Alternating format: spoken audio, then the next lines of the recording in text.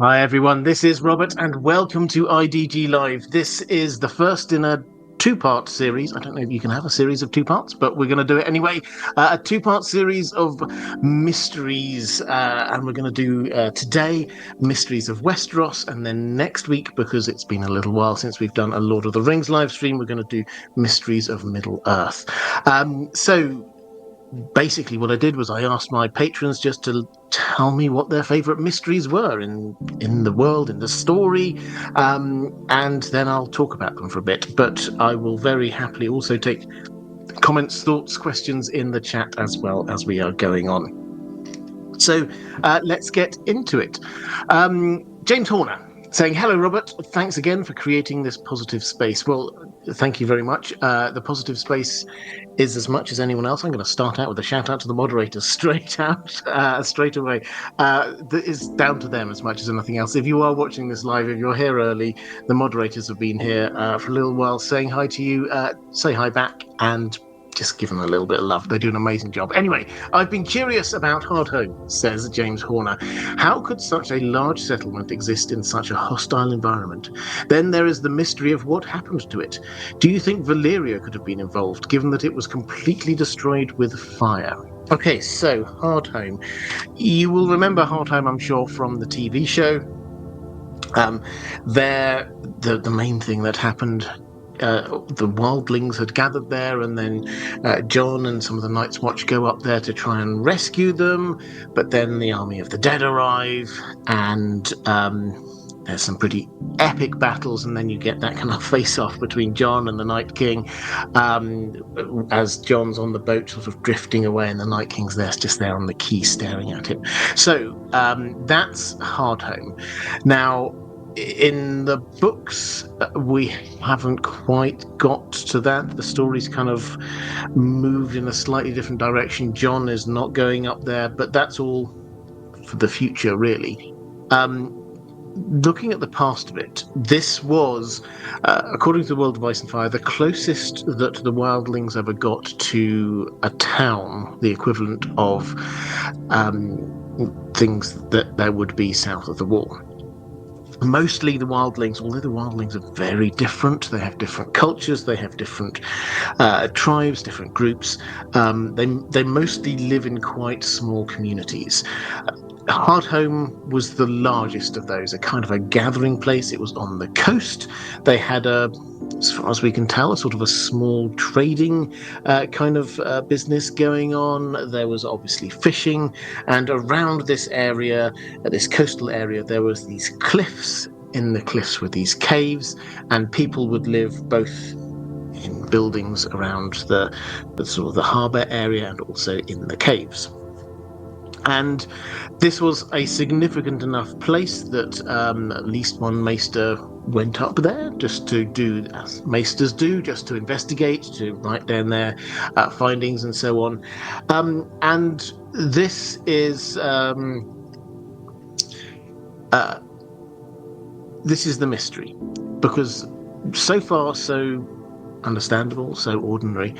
But then one night, 600 years before the story, so we're now talking 200 years before the Doom of Valyria, suddenly it erupted. We don't know the details. We just know that even from south of the wall, they could see this kind of like fire on the horizon. The sky was lit up. And then when people got there, the whole place was burnt out. And they could hear from those caves on the mountainside, on the cliffside, there was these screams coming out. And we're told that what was left were ghouls and things like that, all kind of horrific. Any survivors from this, it would appear, people from, I think, Skagos came up and took them as slaves. Basically, the whole place got wiped out. So where we're at in the current story is that, yes, this is being used as a kind of like a haven for a lot of the wildlings. It's not the kind of place you'd go out of choice.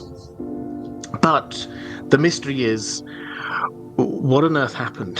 What happened 600 years ago? And James says, is it something to do with Valyria, given that it was completely destroyed with fire? Well, this is the sort of prevailing theory. I wouldn't say prevailing theory. This is the theory that has had most traction within the fandom, which is that the timing here, this is the height of the Valyrian freehold, and of all of Valyria, of all of Essos that's sort of holding out, there's one place in particular that is quite a sore spot for the Valyrians. This is Braavos. Braavos was formed by some slaves who escaped. They managed to capture ships, head up to. They found this big sort of bay area, really, with lots of islands on, hidden by the mists, and they formed their own community. People coming from hundreds, thousands of different cultures, but united in the fact that they were former slaves and they'd escaped the Valyrian freehold, and they prospered. It took them time, but they prospered. But this was the secret city, and they didn't let anybody know where they were. So obviously Valyria were hunting for it. So the theory goes, we have fire and flames, we have the destruction of a place. Might this be the Valyrians thinking that they found Braavos, destroying it, and then we've now discovered that it wasn't Braavos, and not sort of telling people about it because it was a little bit embarrassing. I mean, possibly. It's possibly the case, but it doesn't really explain the kind of spooky elements about what's going on there. The cries and screams, what must have been weeks or months later, still emanating from those caves, of the ghouls and undead walking around afterwards. This seems to be fire, but magical. Some sort of dark magic was going on there. So, personally, I suspect probably not Valyrians. Probably this is one of those things. I suspect actually George R. R. Martin hasn't got an answer for this. It particularly worked up. I don't think this is central to the plot. This is just a bit of interesting backstory. But probably this is some kind of dark magic, fire magic, which happened 600 years ago and just went very wrong. The kind of equivalent of what happened at Summerhall, which we'll talk about a bit later as another interesting mystery in this world. But this happened north of the wall, and we don't have any eyewitnesses, and we don't know. So, it's a mystery. And George R. R. Martin, and I should probably say, we're talking about mysteries through this, and the reason why they're mysteries is that they don't have a clear answer to what happened. And I think this is a classic example of that, because there's a theory that a lot of the people have that doesn't quite fit the facts. There's another one, which is what I've just set out, which kind of does fit the facts, but means that it's not really hugely relevant to the story unless suddenly it does become it, but it would only happen if then George R. R. Martin gives us a whole load of extra information. So we simply do not know right now, and we cannot know right now. Okay, let's go into the chat. Mary Lou Gambit, new member, thank you so much. Hugely appreciate that.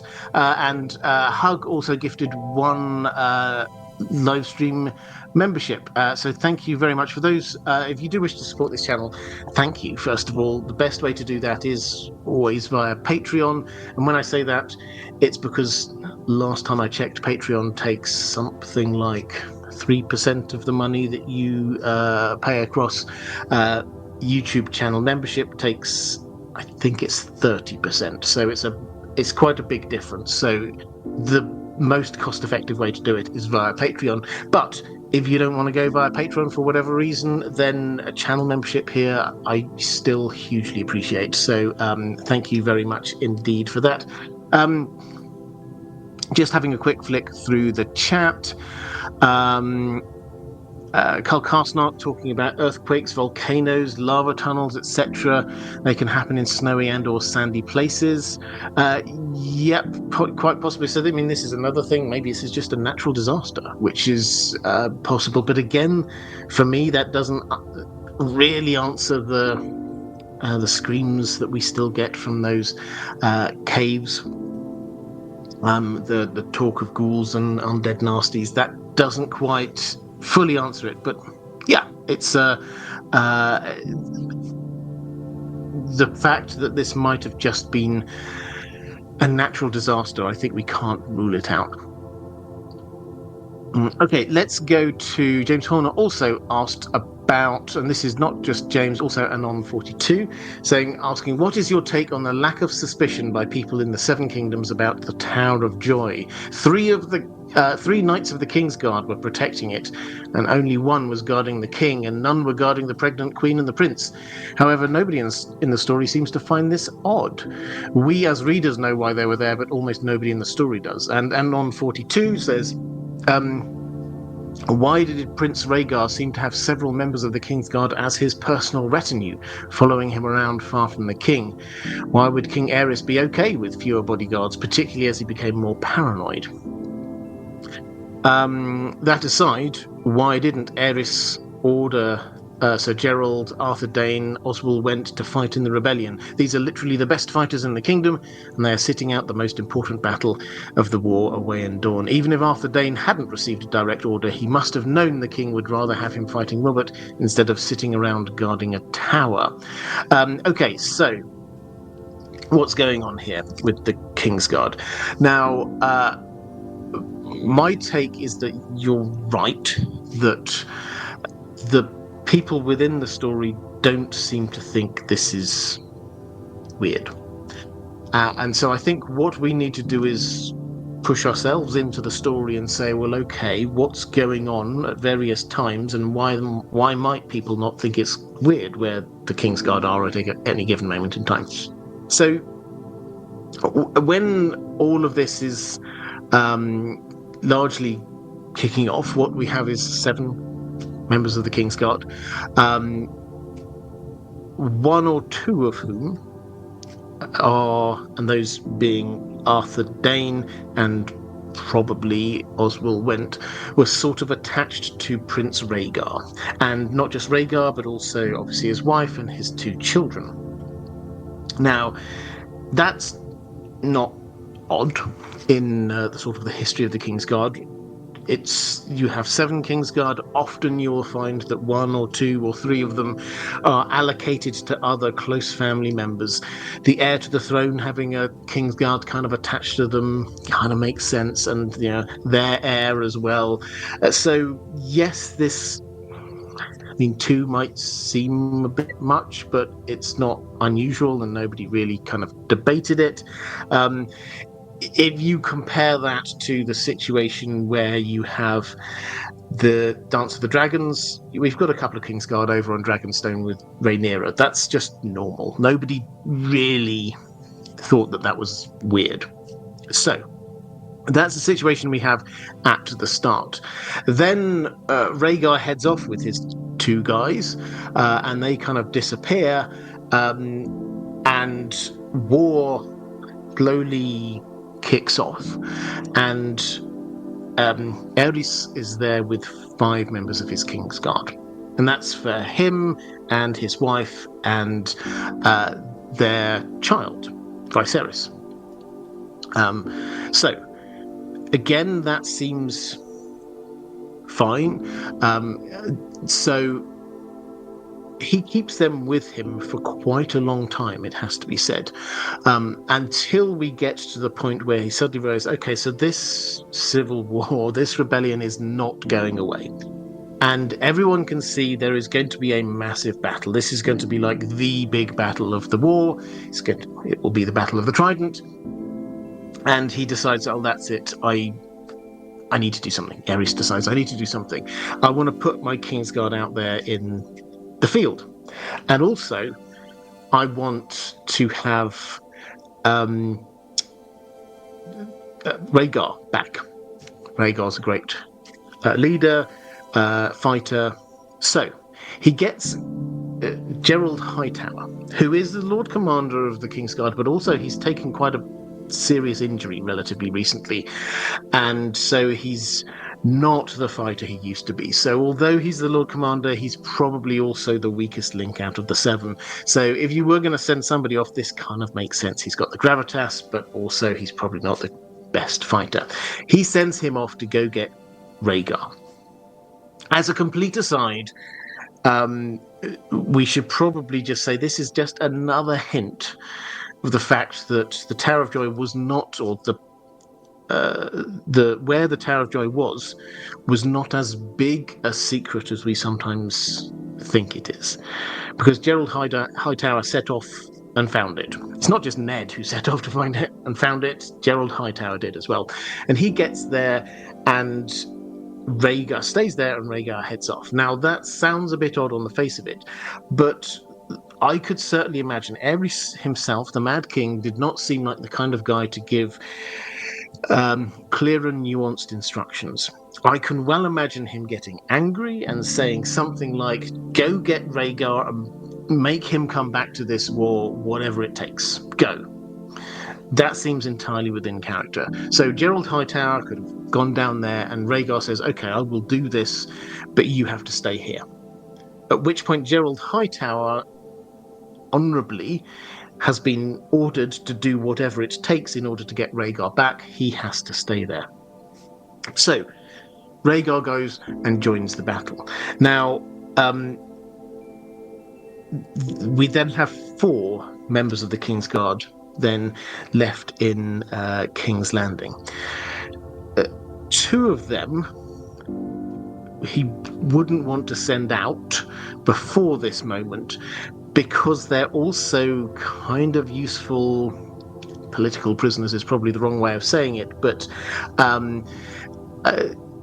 one of them was obviously Jaime Lannister, and Tywin Lannister had noticeably not joined the war yet, and Aerys knew if he had his son there, that was some collateral. That was some way of perhaps calming Tywin in some way. Similarly, the Martells had not joined the war, and so Lewin Martell, another member of the Kingsguard, is there. He's using him to try, as one of a few different tools, using him as a way to try and make sure that the Martells come into the war. The other way that he's trying to make the Martells come into the war is he summons Elia Martell and her children back to King's Landing. So they have to come back to King's Landing. So at this moment in time, no Targaryens on Dragonstone. All the Targaryens are in King's Landing. 4 of the Kingsguard are there. 3 are off at the Tower of Joy. But to the outside world, this all seems reasonable. All of these decisions have seemed reasonable decisions thus far.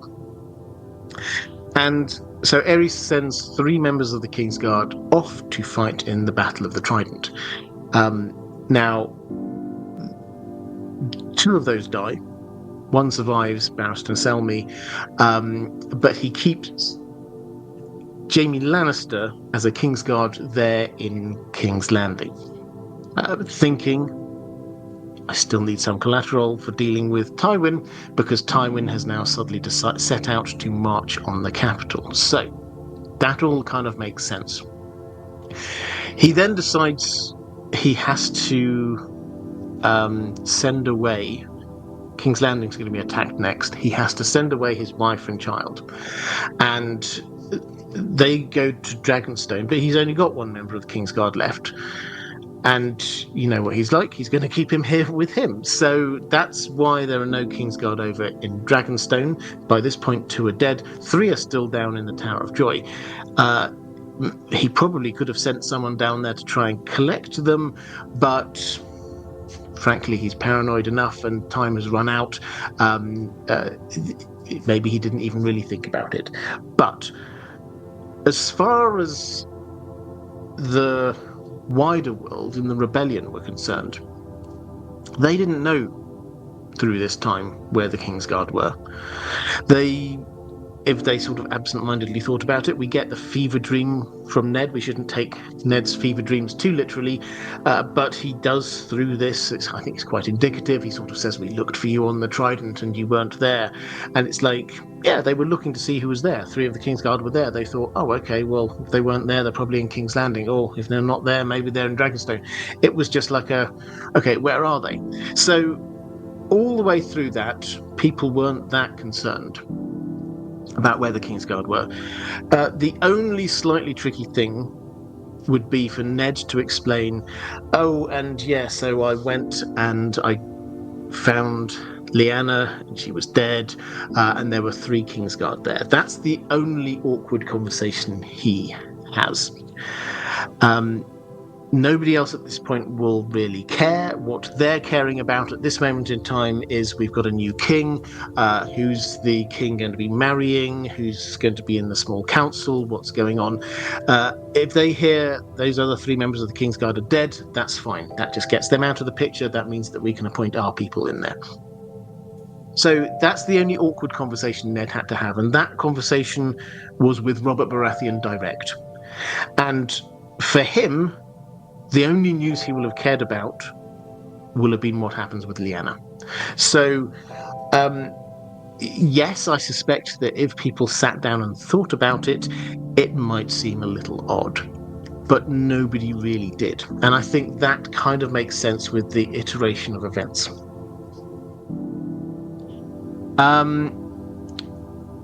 Let's go to Roman Lakovets. If the official story at Starfall is that Willa is Jon's mother, why was Edric Dane told that Ned and Ashara fell in love at Harrenhal? It's a really good question.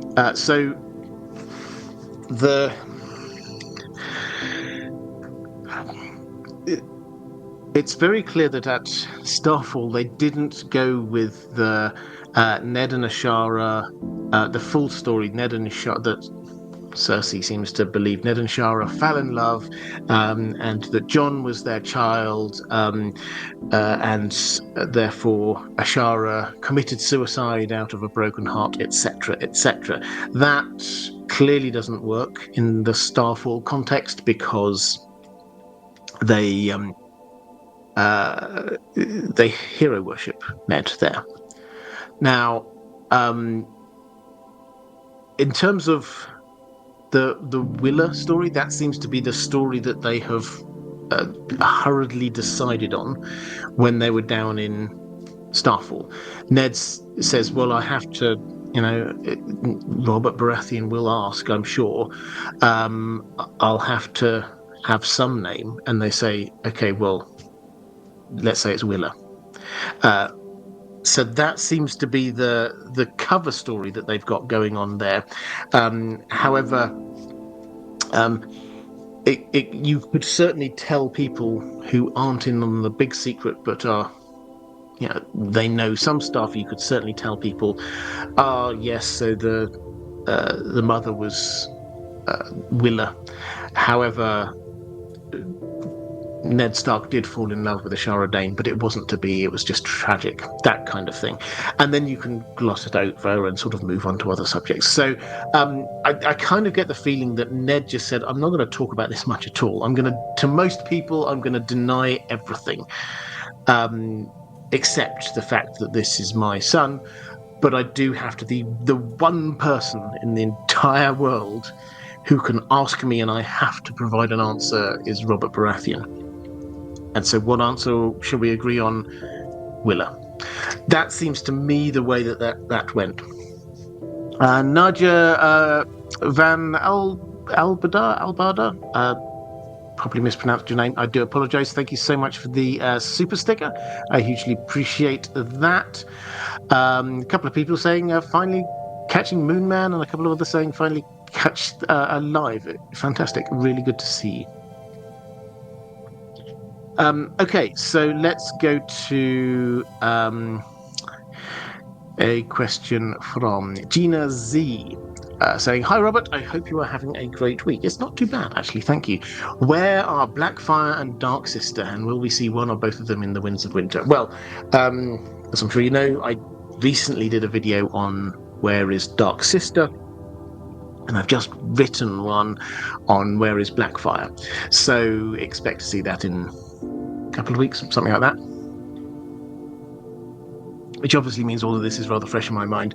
Yeah, they are mysteries. These are the kinds of things that George R. R. Martin sets up, knowing that he has to satisfy them.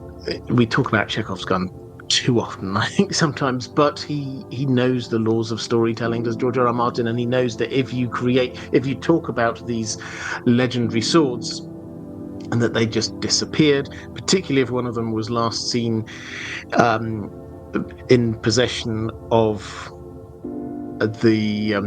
Bloodraven, and we've just introduced Bloodraven, and if the other one was last seen in the possession of the founder of the Golden Company, and we've just introduced the Golden Company, then one or other or both of them has to make an appearance. So where are they? Will they appear? Dark Sister, short version, always spoil my own videos, spoiling the video from 2-3 weeks ago, whenever it was. It was last seen with Bloodraven at the Wall. We had confirmation. George R. R. Martin himself confirmed. Friends of the channel, History of Westeros, asked him to his face, did Bloodraven take Dark Sister to the Wall? The answer was a clear yes. So Dark Sister went to the Wall with him. Dark Sister's not at the Wall now. No, Dark Sister is definitely not a Longclaw. The descriptions of them are very different. And the clear implication is that when Bloodraven went north of the Wall, ranging, he would have taken Dark Sister with him, which means that either Dark Sister got lost somewhere on that ranging, or it's still with him in that cave north of the Wall. So my instinct is that that's where it is, and I think that we will probably see that soon. If you want my tinfoil on this, it's that, blink and you miss it, but Hodor dropped his sword outside the cave when he was fighting. There were some whites outside the cave. He was fighting them. He dropped his sword in order to pick up Jojen. And yet we know that he's going to be holding the door, and not just holding the door, George R. R. Martin explains, but actually like fighting people off in a doorway. So if he's doing that, that seems to imply that he's probably going to have a sword. What sword is he going to get? The Children of the Forest don't really have swords. Mira's got a sword, but she'll want to take that one with her. Maybe they'll find one lying around in the cave. So, and a Valyrian steel one, which will be particularly useful. So if you want tinfoil theory, that's how that will show up. As for Blackfire, this is more mysterious, I think, because although it's last seen with Aegor Rivers, and the clear implication is he took it over to Essos with him, and people talk about the fact that he has it in the Dunk and Egg stories. When we get the second Blackfire Rebellion, people talk about the fact that he has it and didn't give it to Daemon Blackfire's heir, which is curious. Now, there might be specific reasons why he didn't give it to that particular heir, but as far as we can tell, there are several more Blackfire rebellions that Aegor did support afterwards, and he didn't give the sword to them either, as far as we can tell. So, again, we're left with the boring option. Did he just lose it? Seems kind of unlikely. Was he holding onto it for someone specific in the future? Now, I kind of teased this in the video, which is coming out in a bit, but I thought it'd be fun to just like unpack this a little bit here. Why on earth would he hold on to it and not give it to any of those Blackfires if he was supporting them? It's not just that, you know, okay, fair enough, maybe he decided that that one of them he didn't like, he didn't want to support their claim, whatever. But twice he did personally join the rebellion, come across with the Golden Company, fight in battles alongside this heir who would have put them on the throne, and yet Blackfyre was nowhere to be seen. Now, that's a bit weird. So the kind of thought that I had, maybe tinfoil, maybe not, the kind of thought that I had is that what if he's one of those Targaryens who gets dragon dreams? His half-brother Bloodraven certainly is magical. His half-sister Shira is magical. We certainly know that Daemon Blackfyre, who was named John the Fiddler in the Mystery Knight, he had dragon dreams, so it definitely does come down the Blackfyre line as well. You just have to be sort of connected in with the Targaryens. So what if he did and he had some kind of vision, some kind of idea that he has to hold on to this for someone in the future? I find that a fascinating thought. I don't think we've got enough evidence to say, yeah, that's definitely that. But we have to come up with some reason why he didn't support any of the Blackfyres by giving them the sword.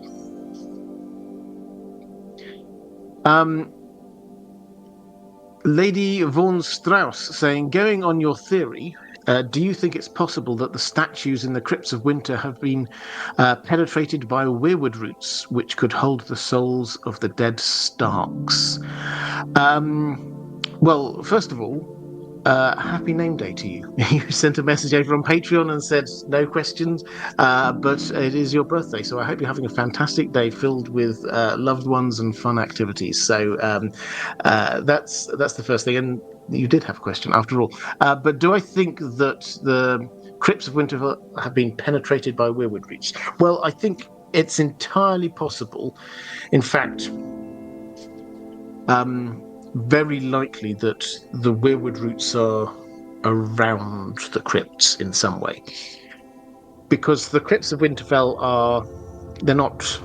we're not told the exact way that things are sort of angled and stuff like that, but the crypts are underground in the same rough area as the Godswood, just sort of outside the Godswood, which seems to imply if the weirwood roots are massive, then perhaps they might, and if we're right that the weirwoods, the root systems all connect together, this means that they would have to be deliberately going around the crypts, which go deep, deep, deep underground. Now, that's sort of half of the equation. The other half, you say, is that does this work somehow in the sustaining of life through the Starks? It's a good theory. We don't know exactly how the weirwood trees work. We do know that they do seem to sustain life. They certainly seem to sustain Bloodraven's life in a way. That seems to be connected with the trees. The roots are sort of actually even going through his body. There's one coming through his empty eye socket. If they sort of like kind of grow into and around him, might something similar happen? Well, it's possible. If the way that the crypts are described, you get like the sarcophagus, the actual place where the bones are buried, and then the statue backs onto it, sat on a chair, backs onto it. So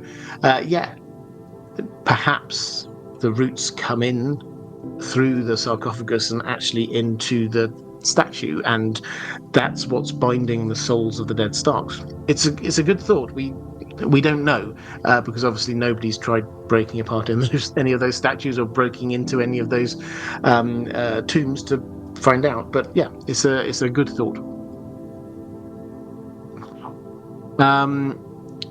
Let's go to Corvus Corax saying, hello Robert, I've always wanted to know what book or scroll Rhaegar read to turn his life around, and what made him change his mind that he wasn't the prince that was promised. Okay, so this is a reference to something Barristan Selmy was talking to Daenerys about Rhaegar. She quizzed him a lot on Rhaegar and things like that, and Barristan Selmy says this: one day Prince Rhaegar found something in his scrolls that changed him. No one knew what it might have been, only that the boy suddenly appeared early one morning in the yard as the knights were donning their steel. He walked up to Sir Willem Darry, the Master-at-Arms, and said, "I will require a sword and armour. It seems I must be a warrior." So that's him reading something in his scrolls that makes him decide he needs to be a warrior. And the working assumption is that this is him deciding. We also get a reference from Maester Aemon, who said that in his younger days, Rhaegar thought that he was the prince that was promised. So most people tie these things together and say Rhaegar was reading the prophecy of the prince that was promised and thought, that's me. And then looked to see, what does the prince that was promised have to do?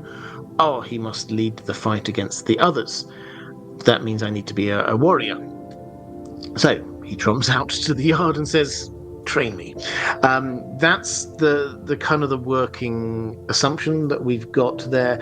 The thing is, we don't know, we don't have written down exactly what the prince that was promised prophecy is, but we do have various snippets. One of those things is born amidst salt and smoke, and he was born as Summerhall was burning down, and as Aemon says, it's the smoke of the fire and then the salt of everyone's tears born amidst salt and smoke. Okay, fair enough. So that seems to be what happened, is that he was reading this, and maybe Aemon sort of pointed him. We know that they were in correspondence. Maybe Aemon pointed him towards certain things, and then he decided he had to be there, the prince that was promised. But then something changed his mind again, and he decided that it's not him, it's his son, Rhaegar, was the prince that was promised. And we get Aemon tells us why. Aemon says, later he became persuaded that it was his own son who fulfilled the prophecy, for a comet had been seen above King's Landing on the night Aegon was conceived, and Rhaegar was certain the bleeding star had to be a comet. So the best we have for a quote as to the prince that was promised prophecy is born amidst salt and smoke beneath a bleeding star. So Rhaegar obviously thought, oh well, yeah, we can interpret me with the salt and smoke thing, but there wasn't a burning star. There was a burning palace, but not a burning star. But his son, the day he was born, there was a red fiery comet above King's Landing, and he thought, that's it, that's the sign. Now you kind of understand it, because we get it's fascinating reading if you go back and read the end of the last 2-3 chapters of book 1 Game of Thrones, and the first 6-7 chapters, I think, of A Clash of Kings. The fiery comet, the red comet, appears in every single one of those chapters, and we get a different person seeing it and interpreting it in a different way. That's the kind of feel we get, and that is something George R. Martin plays with, because Melisandre comes to her conclusion that Stannis must be the prince that was promised, because of salt and smoke of Dragonstone. He must be born anew. Basically, this is her making him born anew as Azor Ahai, while the fiery comet is overhead.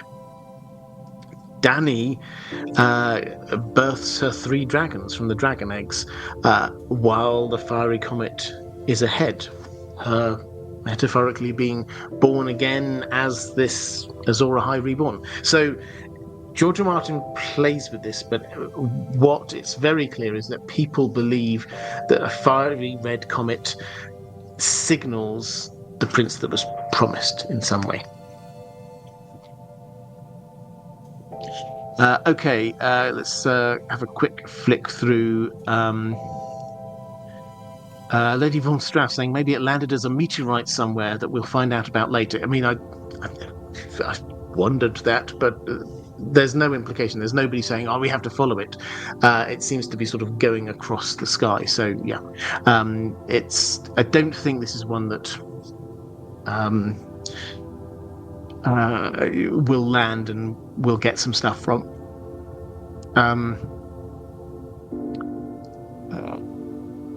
Zach Barrett saying, I just listened to Metamorphosis by Franz Kafka on your other channel, The Well-Told Tale. Sorry, a bit off topic, but could you explain what Kafka-esque is? Keep up the great work. Well, I'm glad. For those who don't know, I've got another channel called The Well-Told Tale, where I narrate classic science fiction and fantasy stories. I'm in the middle of doing an H.P. Lovecraft one at the moment. We've got Conan stories on there. Can't remember what else is on there. H.G. Wells stories. Some classic sci-fi, a whole load of stuff on there. So Franz Kafka, I think I've got 2 or 3 Kafka stories on there. You will see Kafka-esque is often used. Somebody in the chat will be able to find a proper dictionary definition, but it's sort of an allusion to his writing style, as it were, or the kind of the worlds and stories that he creates, where everything is beyond the control of the central protagonist, often because the bureaucracy and system is against them. So classically, we get the trial where somebody is put on trial, but he doesn't know what for, he doesn't know the systems, he doesn't know how he can get himself out of this. We got Metamorphosis. The protagonist wakes up as a cockroach. He doesn't know how he can get out of this, he doesn't know what's going on. That's the kind of feeling, is that everything is just out of your control and often very, very bureaucratic. But I'm sure someone in the chat will have a proper dictionary definition for us. Moonman saying, love your work. My theory's too convoluted or sounds too loony and short. Oh well. Could Mance be planning to bend to Aegon? Why else call himself king? When you say Aegon, do you mean Fagon, young Griff? Why else call himself king? He calls himself king. Well, King Beyond the Wall. This is a weird title, in as much as the free folk, the wildlings, they don't have kings. They don't kneel. They're not kneelers. This is something they talk about. People south of the wall, they're kneelers. They kneel to their kings. The King Beyond the Wall is more a kind of an honorific. Everybody there has chosen to follow that person. So it's not so much that he has taken on himself this title and said, I am the King Beyond the Wall. It's that it's been recognized that he's leading the wildlings, or all of them pretty much. Previously, particularly south of the wall, the person who manages to do that is called the King Beyond the Wall. So I don't think that this is a specific long-term plan that he's then going to bend the knee to anyone in particular.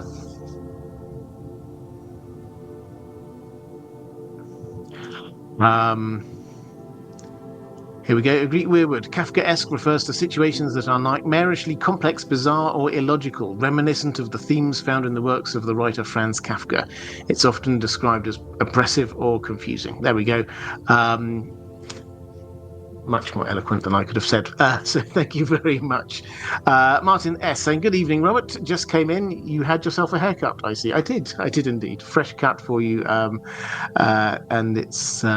it's been a while actually since I had a haircut. A little bit of a trim of the beard too. We'll grow it back out again over the course of the next weeks. So let's go to Catherine First, saying, hi Robert, I really appreciated your extended series on the Faceless Men. However, there is one of many, I'm sure, mysteries of the House of Black and White that confuses me.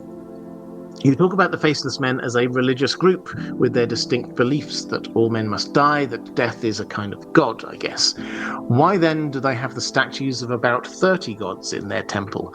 Among them are some really fascinating ones. The Black Goat of Qohor, the Hooded Wayfarer, the Horse God, the Lion of Night, the Merlin King, the Stranger, the Weeping Woman, etc. Is this just to say that, look, our god trumps your gods, like the Dothraki invade Dothrak with their stolen god statues, or is something else going on? Good question. And yes, the first point here is that the Faceless Men is a religion. They were presented on the TV show pretty much as just a bunch of cool assassins with some cool catchphrases, all men must die and things like that. That's not what the score is in the books. It's very much a religion. The House of Black and White is a temple. People go there to worship. And the Kindly Man, there are lots of different quotes about this, saying the same thing but in slightly different ways. But I've got one quote here from the Kindly Man teaching Arya about the temple. He says this: "Our forebears came from 100 lands to this place of refuge to escape the dragon lords who had enslaved them. 100 gods came with them, but there is one god all of them shared in common." Arya then replies, "Him of many faces." She knows that's the name of the god. "And many names," the Kindly Man said. "In Qohor, he is the Black God. In Yi Ti, the Lion of Night. In Westeros, the Stranger. All men must bow to him in the end, no matter if they worship the Seven or the Lord of Light, the Moon Mother or the Drowned God or the Great Shepherd. All mankind belongs to him." So I think you're sort of half right with the Dothraki thing. So what happens with the Dothraki is that when they defeat somewhere, they take their god or the statue of their god and they haul that back to Vaes Dothrak, and then they put it by the side of the road. And so the way into Vaes Dothrak, the road is lined by these statues of all of these gods that they've captured. And that is very much, as you say, that is, we defeated these gods. These are now dead gods. We're in charge here. That's not quite what's happening here with the many-faced god. So they believe that the god, the many-faced god, is a god that has many faces. And so in the Faith of the Seven, he is reflected in the Stranger. In other faiths, he's reflected in other ways, but still it is the same god. It's just that people worship and experience him in different ways. So people come to the temple in the House of Black and White and they pray to whichever god they know and come from that culture. And as far as the faith of the many-faced god are concerned, it does not matter. Arya says, "Oh, I see people light candles in front of all of these, but the Stranger from Faith of the Seven very rarely gets a candle." And the Kindly Man basically says, "Yeah, but that's okay, because they're all the same. These are just expressions of the one God, the god of death, basically."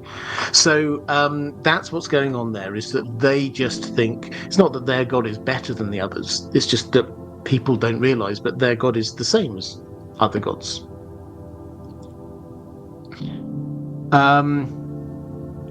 Martin S. saying, "Sadly, actress Michelle Trachtenberg, who played Dawn Summers in Buffy the Vampire Slayer, passed away yesterday, age 39, R.I.P. Michelle." Oh, yeah, I didn't know that.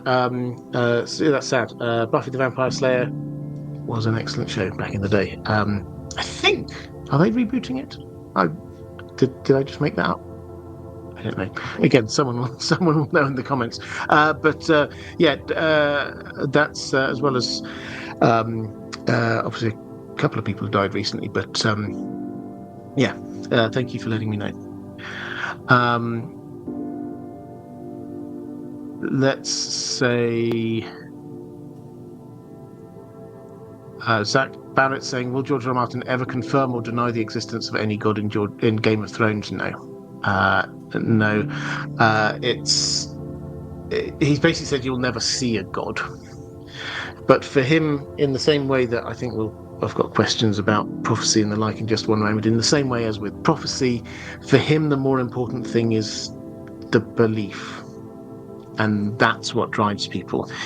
It's whether the faithless men are right in their worship of theology about the many-faced God. That doesn't matter so much as the fact that that's what they believe and that's what drives them. Similarly, it doesn't matter whether the Faith of the Seven are right in their belief about the Seven. It matters that some people believe that, and that's what drives them. So that's his general take. We're never going to see the gods appear in the story. We will see some obviously seem to, or the adherents of them seem to show more power than others. So, R'hllor, certainly, for example, its adherents seem to show greater powers than the Faith of the Seven, or adherents of the Faith of the Seven.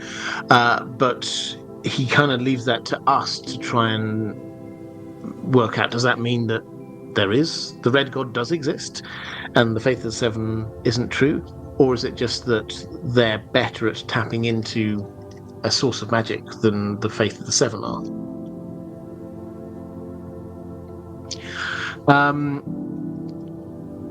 Let's go to Surf Friend. Happy Thursday, Robert. I'm always concerned, to you too, sir.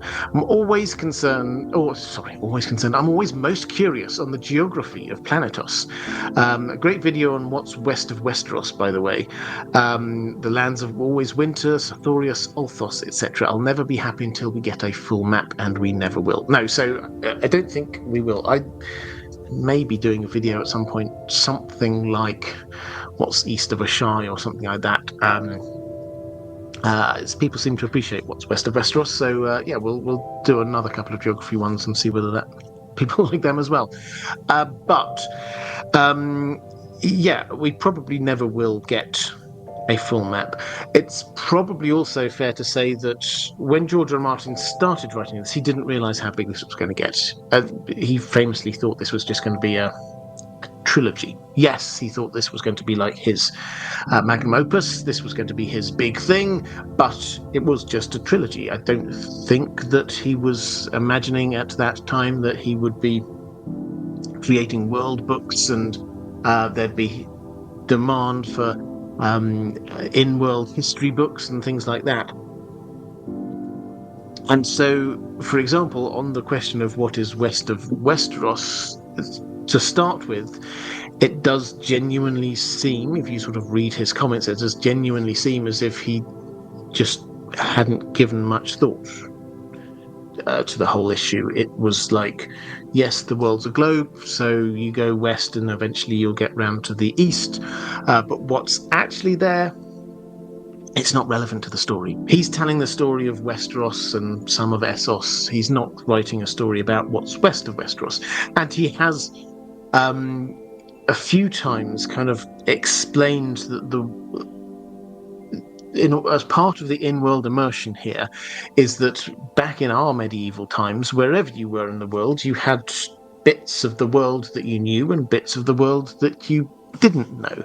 And you can see that from any of the maps we have surviving from olden times, when you have maps that are very detailed about wherever that particular map maker was from, but then the further you get, then it gets vaguer and vaguer and less like we know that the world actually is, and then you just get bits that are sort of very open as scrawled, here be dragons and things like that. That's the feel he wanted for this.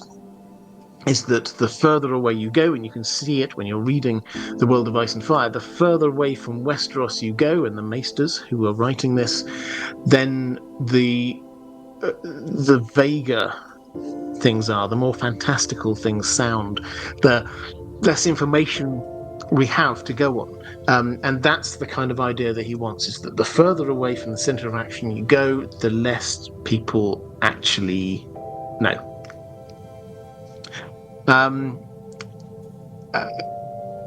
think the other thing I would say is that in terms of getting more, I agree. I don't think we're going to get we did get a map book, what was it called?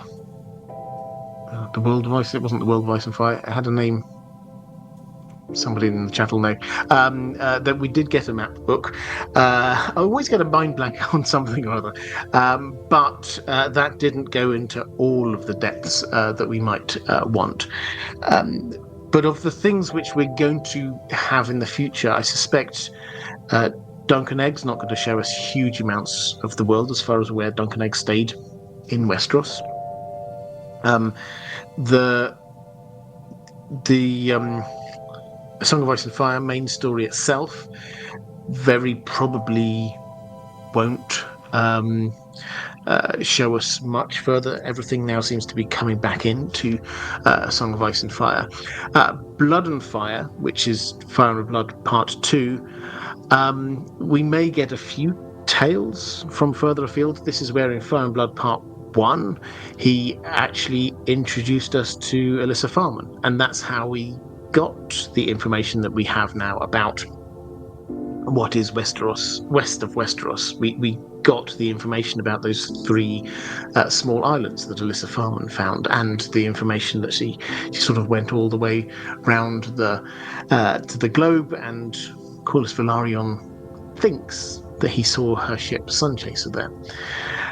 But talking of Corlys Velaryon, it will be semi-canon, but I think that the place we will see the most is what I think is still working on the working title of 9 Voyages, which is the voyages of Corlys Velaryon. And we don't know everywhere that he went, but he went all around the world. He went as far as Ashai, he visited Karth, he went to the Shivering Sea, he went down sort of south towards Sathorios, places like that. We don't know all the details, but if we are going to get more mapped out, that is, I think, probably the best semi-canon source we're going to get. Roman Lakovets. Why do the Faceless Men kill for payment? How do they know if the person they're hired to kill deserves to die, which is important to them? Well, on that second point, it's actually it's not the opposite, but Arya raises this point when she's talking to the kindly man, and the kindly man gives her the backstory. So the Faceless Men started in the mines of Old Valyria, and what happened, their origin story, as it were. And this is quite dark, all of this, I should probably say, but this is their origin story, and they are a dark organization. They were slaves in the mines of, I keep on wanting to say the mines of Moria, the mines of Old Valyria, and conditions were horrible. They were horrific. It was volcanic area there. They would like break open a wall, and then magma would flood out, and it would just be that their feet would be burning as they touched the ground. Horrible conditions. And they were crying out. The first Faceless Man was one of those slaves, and heard them all crying out. And this is where the start of this many-faced god comes, because these slaves came from everywhere. They were calling out to their own gods. And eventually, he decided to act on behalf of these gods, effectively. And one of the slaves was just calling out for death. They just had enough. And so he gave them the gift of death. And then Arya says, well, hang on a minute. He didn't deserve to die. The slave masters are the ones who deserve to die. And the kindly man says, but it's not about who deserves death, because all men must die. And so this is actually quite a key point here for between Arya and the Faceless Men, which is that one of the reasons why they're like so insistent she gives up her identity as Arya Stark is because Arya Stark has got this moral compass now. Again, it's quite a dark moral compass, but she's got her kill list, and her kill list is there because these are people she believes deserve to die for what they have done. And they are teaching it's not about deserving to die. because all men must die. This is just the gift of the god. It's not about deserving at that kind of level. It's about giving the gift of death to someone. Now, why do they accept payment? Because they do not see death, therefore, as a bad thing. The temple is actually a place where people go to die. There's a pool in the middle of poisoned water, and then when people have made peace with themselves, they take a drink of that, they lie down, and then they slowly drift off and never wake up again. And so they are basically offering this as a gift, and then they're also offering as a further gift if there are others to die, because it's not that they deserve to die, it's just death, and all men must die. Let's go to a question from Martin S. Could the Golden Company have made a difference in show canon, or were they always ludicrously outmatched by Daenerys' dragons? Purely in show canon, they were established as a good fighting force that was set up purely to show quite how powerful Dany's dragons were, as if we didn't already know it.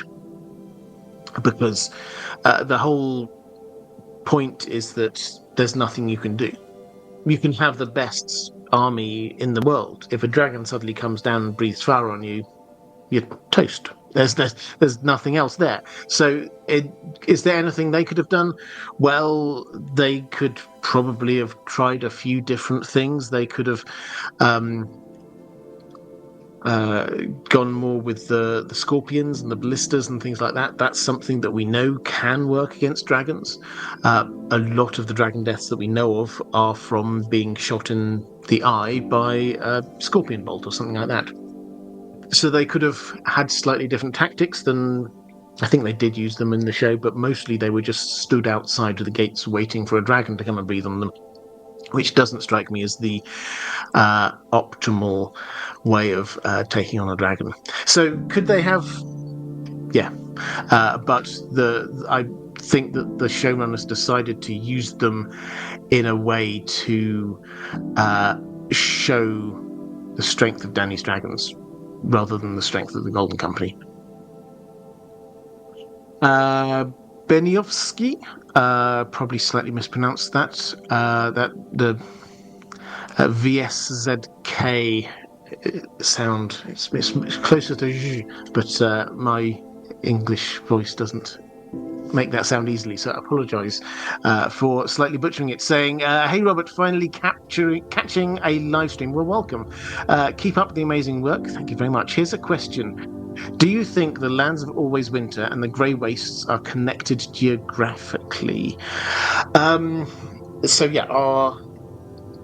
If you go to the north, this is a globe, so although we see it all as a sort of a big long map, you have to kind of wrap it around.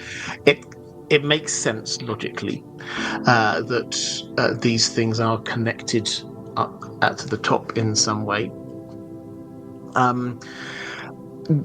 The evidence we have for that are the legends that we get from Yi Ti about what happened in the first long night. And basically, although these are just legends and they come across and are remembered in different ways to the way they are in Westeros and other parts of Essos, clearly coming down from the northeast were the others or some other type of bad guy.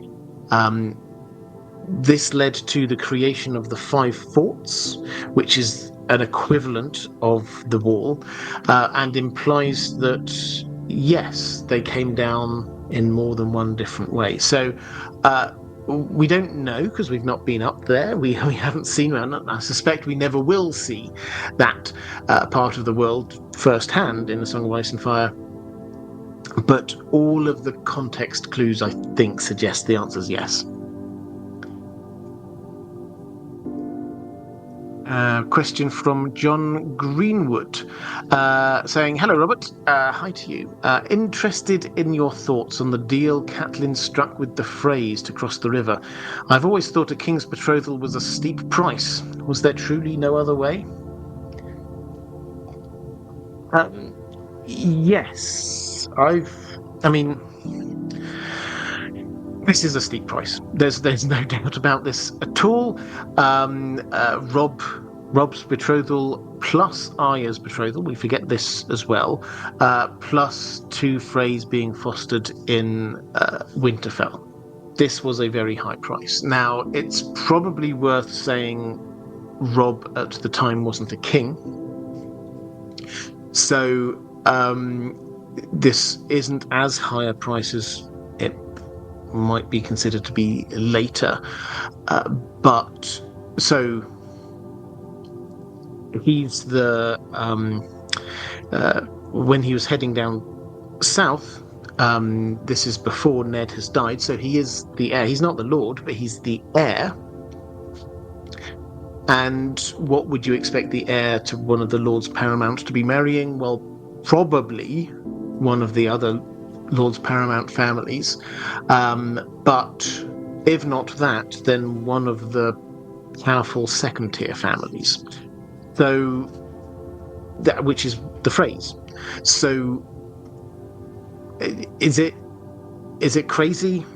It's not crazy. It's not like a ridiculous thing to suggest. It's just like it's a bad political match for the Starks. But that said, yes, this is a very high price. And Rob realizes this. And Cat also accepts the fact that this is a high price. But they think that this price is worth it because they think it will give them the advantage in war. Now, we don't get this exact thought from Cat because we actually speed a little bit past the negotiations. But the reason why Rob had to get to the other side was because they'd got this plan of how to relieve the siege on River Run. This is actually Cat thinking, how do I stop the Lannisters from capturing my family's home? So this for her, and she was, let's not forget, she was going in on her own, negotiating on behalf of the Starks, in her mind, in order to allow them to save the family of her birth. So you could argue that there's a little bit of Cat, and this comes out with Cat, is that she is a clever person. George R. R. Martin consistently tells us that she's clever and consistently shows us that she's clever, but her emotions for her family often cloud her judgment. So I do wonder whether there's an element of that. But if you're going to be more charitable to her, you'd say, okay, what comes from this? And what comes from this is that suddenly the Riverlands back Rob completely. They throw their weight behind them. In fact, they say that now he's their king, which is a massive win for Rob. And they captured Jaime. Another massive win for Rob. So we say this is a high price. Yes, it's a high price, but that is the only place they could have crossed. This is the only way they could have done that plan. And the plan worked, and it's extended Rob's, it wasn't a kingdom then, but extended Rob's kingdom to include the Riverlands and got them possibly the most important political prisoner that they could imagine. So that's a lot of different angles coming at the same thing. But it's a high price, but I suspect that Rob would have accepted that it was the plan worked and it was worth it. Obviously, he then didn't go through with it, and so the whole thing fell through. But a high price, but possibly worth it. A question from who was it? Reflective Rambling. Hi there, Reflective Rambling. Great to see you. Picking up a question for Zach Barrett. This is a show question. Didn't Grey Worm who was sailing to Narth with poisoned butterflies? Do we know anything else about the area? Yes, so there are poisoned butterflies in Narth. Do we know anything else about the area? We do know a few things. I will come back to. I always try and do this if I can, rather than give you a sort of a waffly, garbled answer. I will come back to this next time, and I will drop that one in to give you a fuller answer about Narth. Talking of which, Caius Ballerina, I don't know if you're there in the chat. I said I'd do that last week with one of yours. I will, but I will do it next time because we're going to be looking at Tolkien, and it was a Tolkien question. So if that's okay, I will answer it, but I will skip it and do it next time. Similarly, Martin S., I know you're out there because you put a question in. You gave a really good question in Patreon about Gil-galad. Again, it's a Tolkien one, so if it's okay with you, I'll wrap that one up and answer that one next week as well. Okay, let's go to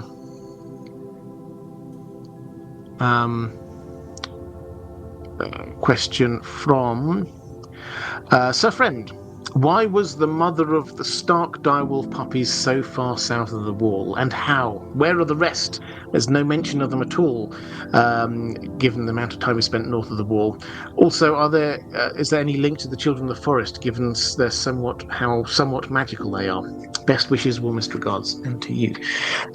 Okay, so a lot of random questions connected to these. Well, not random, you know what I mean. Connected questions.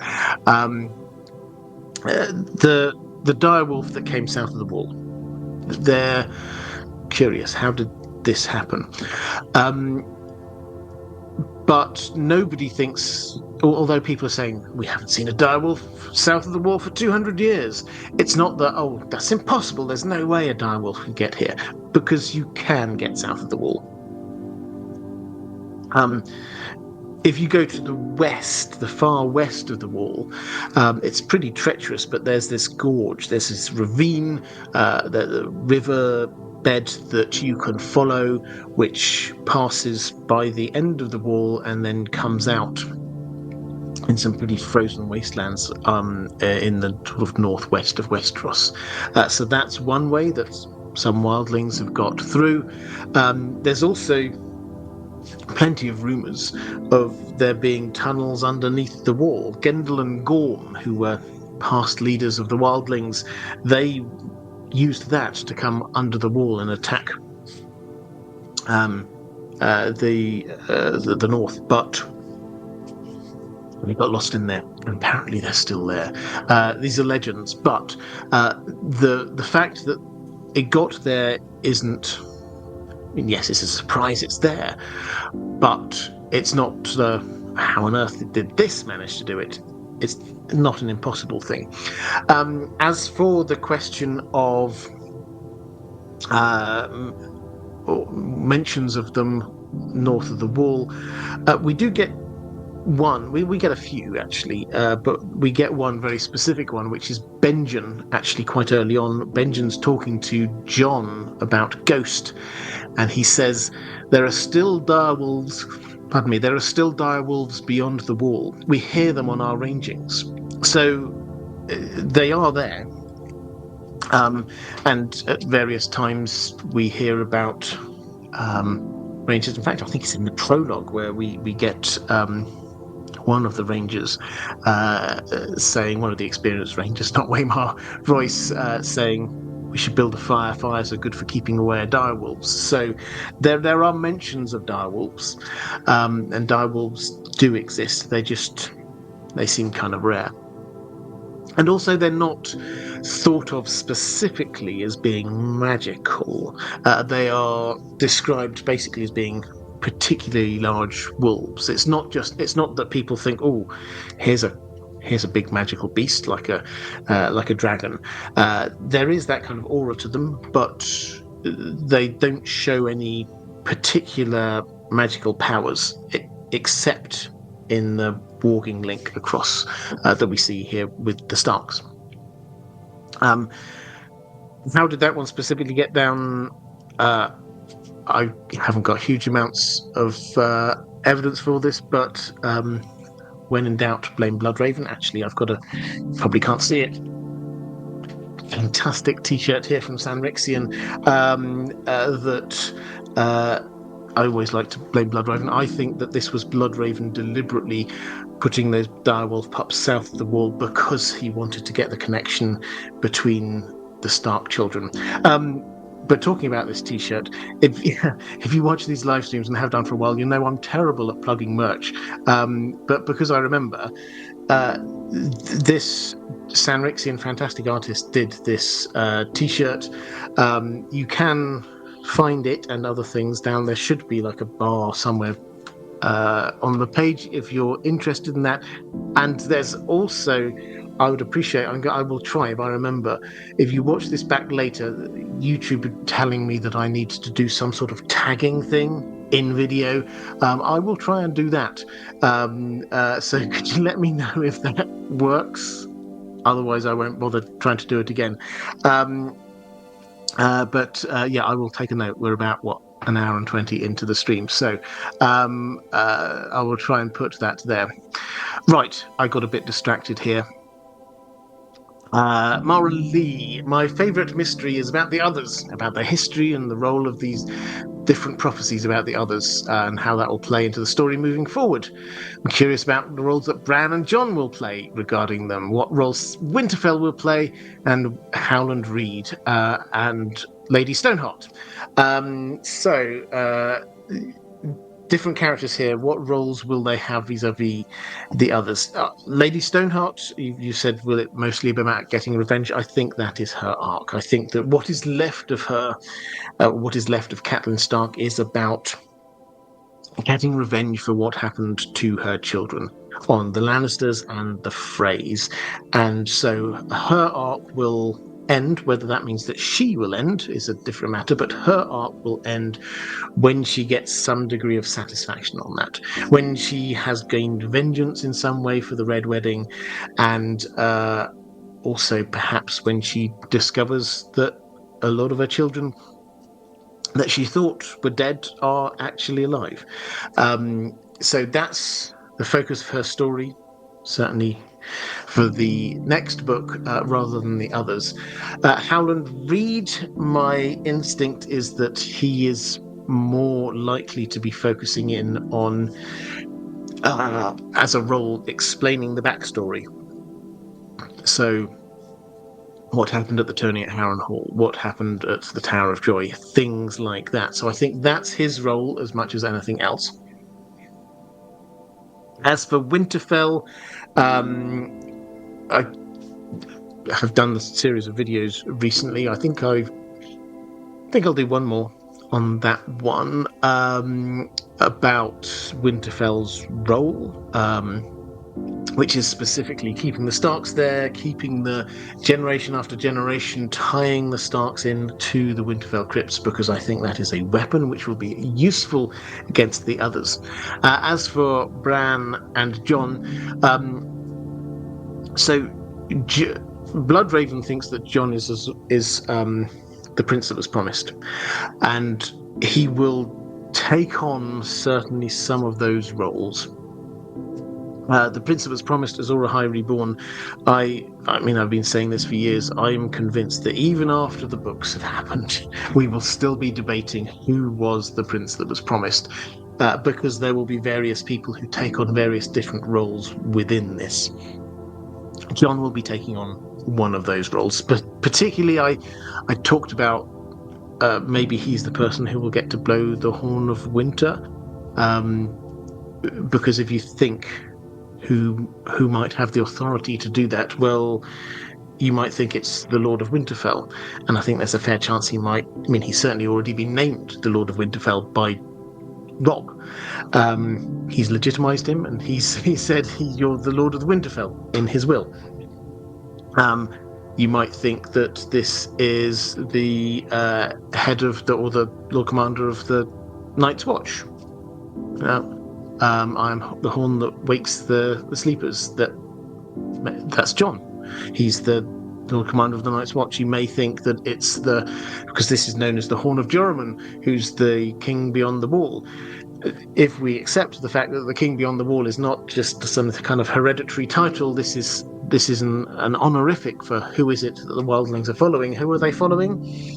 Jon. You could argue that he's the king beyond the wall. You can also make a case with R plus L equals J that he's the rightful king of the Seven Kingdoms, who again you could argue should be the person. So I think there's lots of things you could just all bundle in on Jon. Bran is going to be the earthly representative of the Weirwood Network, who have been fighting the long game. The humans have been kind of forgetting things and moving on and stuff like that, but not the Weirwood Network. So that's what his role is going to be. Gilio saying, can a strong enough warg control any animal, anywhere, anytime? Bloodraven can do it to animals south of the wall despite the magical barrier.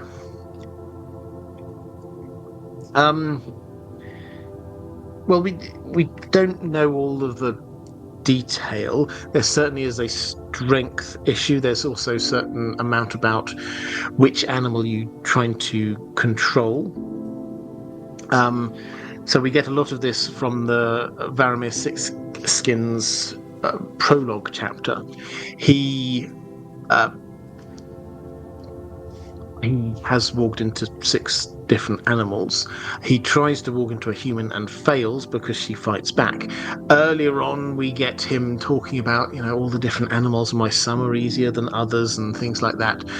So it's partly to do with and he thinks to himself that if he had, because he's wounded during this chapter, that's quite a crucial point actually, is that he's wounded and is about to die, and so he thinks if he had more strength himself, maybe he could do these other things. So there's a bit to do with the strength of the skin changer. There's a bit to do with the animal themselves. Can Bloodraven do a lot? Yes, he definitely can. Any animal? That bit's not clear. Googly Woogly, great to see you. I've not said your name for a long time. Great to see you back for a live stream. Let's go to question from Commander Ray saying hello Robert, and of course Dan the best boy, who is around. I think he's gone upstairs though. I missed the last stream as my own Thursdays have become very busy with D&D, an excellent way to spend an evening. That said, I wanted to talk about my favourite mystery, or rather mysteries, and that being the Tourney of Harrenhal, in particular of course the Knight of the Laughing Tree, aka Lady Lyanna Stark, and also the wider mystery surrounding her sudden disappearance. What I mean is why she didn't leave any assurances for her hot-headed brother, like, hey, I'm fine, I'm with friends, because someone saw her. A little bird, perhaps a mockingbird even. Even beyond the Lyanna and Rhaegar angle, there were a lot of things going on in that castle, including a young Howland Reed and a certain woman. Yeah, absolutely. I'll focus in on this one, on the mystery you've got here. Why didn't Lyanna say anything? And I think a lot of this, again, it always helps if we just kind of re-immerse ourselves in the story, and in particular the timings and who is where, when, why, and what. So the story we have is Howland Reed gets beaten up by 3 squires. Lyanna Stark says, you should stand up for your honor. Your honor needs to be defended. You should challenge them. You should fight. And Benjen perks up and says, I can find the armor. I can find a horse. I know how to get hold of these things. Howland says, no, that's not me. Then we get this mysterious Knight of the Laughing Tree appearing, who does defend Howland's honor. And the clear impression is that this is Lyanna, who has taken it upon herself to be looking after. She thinks that she's the Stark, and this is one of her bannermen. She should be looking after his honor. However, as a woman, she shouldn't be entering the lists, but if she has the full armor on, then she can do it. And she does. She defeats the knights. She saves Howland Reed's honor. All is good. And so a few things connected with this. Very probably, George R. R. Martin has hinted to us to say Benjen got that armor for Lyanna, because he's already said, I can get some armor. And so if she then took it upon herself to do this, where does she go? To the person who says, I can get you some armor. And we already know they're close, her and Benjen, because Bran sees them playing together, the two of them, through the Winterfell weirwood. Going back in time, he sees the two of them playing together. So they're close, those two. He provides her with this, and the armor, and possibly the horse. Now, then we're told the Mad King, Aerys II, he goes, I need to know who this secret knight is. I need to know this mystery knight. He sends Rhaegar off to find out. So what does Rhaegar do? Well, Rhaegar seems like quite a resourceful person, but so he would do the obvious thing. Okay, so whose horse is that? Where's that armor come from? This is what people know these things, is that there are armorers there. There will be lots of different armorers there. The horse people will probably recognize. He will just ask the questions. It's actually not that hard if the stuff has been sourced on site to be tracing it back. And where will that take him back to? That'll take him back to Benjen. And what will Benjen do? Will say, no, it wasn't me. Who was it? It was Lyanna. And therefore, that's how Rhaegar and Lyanna meet. That's the working hypothesis we've got going on here. Benjen will obviously say, so what happened? He came to talk to you. Maybe Benjen was even there. Who knows? But Benjen knows something's going on. However, the tourney ends, and the Starks head off in 4 different directions. So Ned heads off to the Eyrie. He's going off with his best mate, Bobby Baratheon, and they're going to go and hang out in the Eyrie. Brandon heads off to Riverrun, and he's there to prepare for his marriage to Catelyn Tully. Benjen heads back up to Winterfell. He's going to do like this kind of tag team thing with his father, because his father wants to come down for Brandon's wedding, but there must always be a Stark in Winterfell. So Benjen goes up there, says, hey, Dad. His dad then heads off back down south. Where's Lyanna? Well, we're not told, but we're told that when a little bit later she disappears, it's because she was picked up somewhere near to Harrenhal. What we can do, therefore, is make a few educated guesses. She doesn't seem to be at Riverrun with her older brother.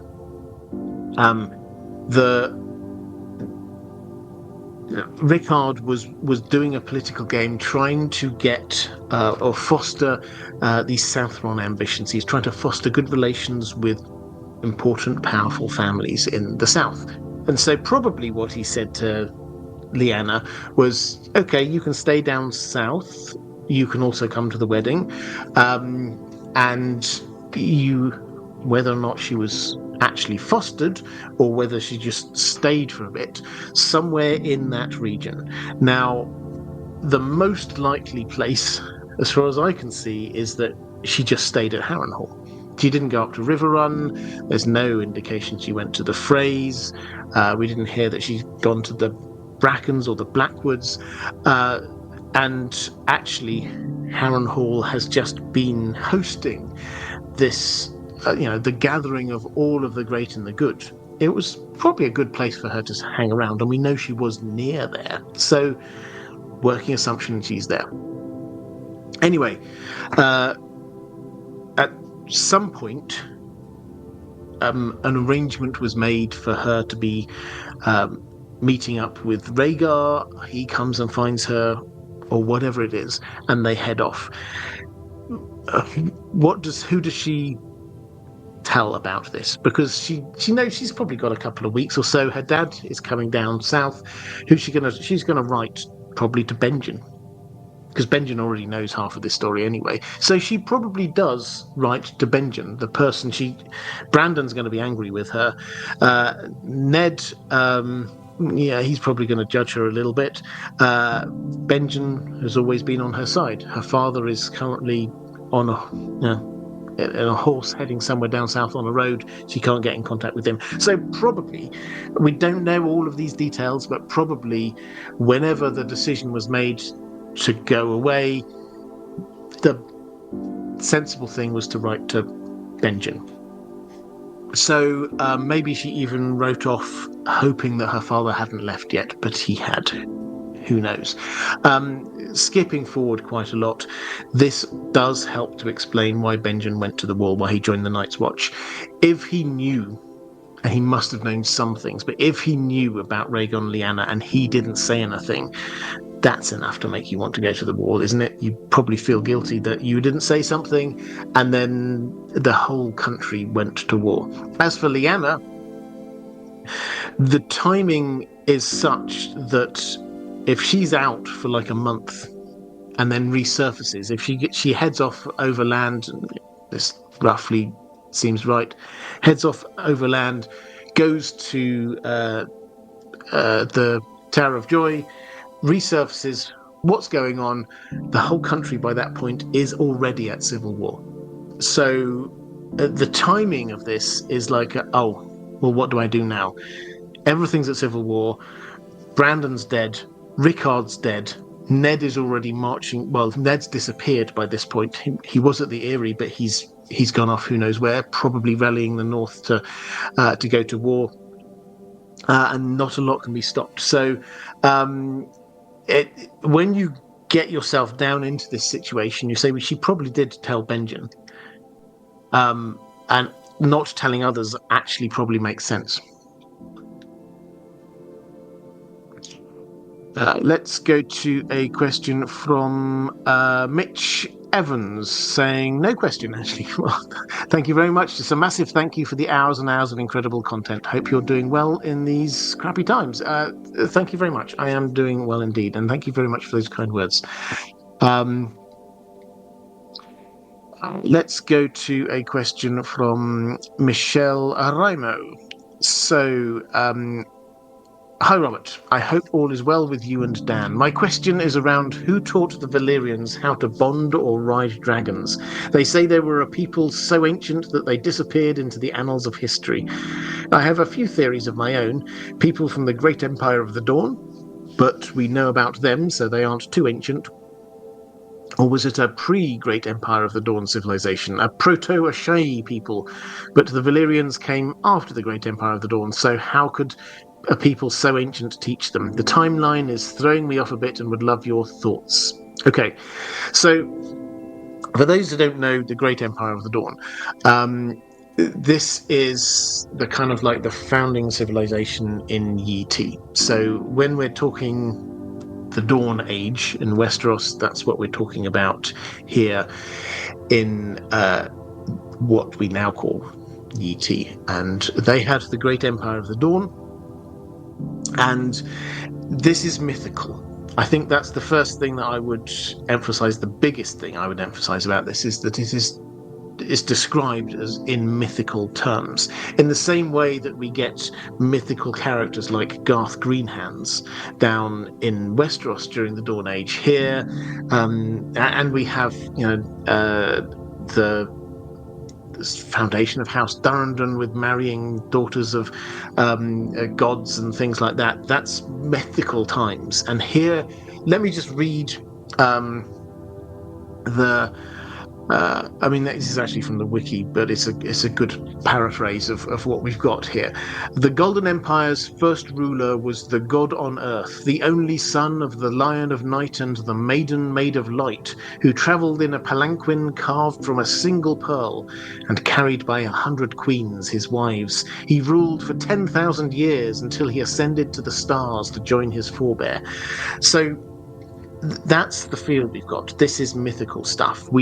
Yes, there very probably was a great empire of the dawn, but did they rule for 10,000 years? Did they find a pearl that was so large that you could make a carriage out of it?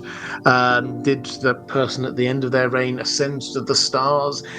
Those things seem less likely, but they might signify things. So that's the Great Empire of the Dawn. You also talked about proto-Ashai. My take with Ashai is that I don't think we even need kind of like a pre or proto-Ashai. Ashai thinks of itself as being there from the beginning of days. They already, the people who are there think that they have always been there, basically. So I don't think we need to look for something before then. The issue is just what was before then, and there was some kind of massive empire, kingdom, city-state, whatever it is.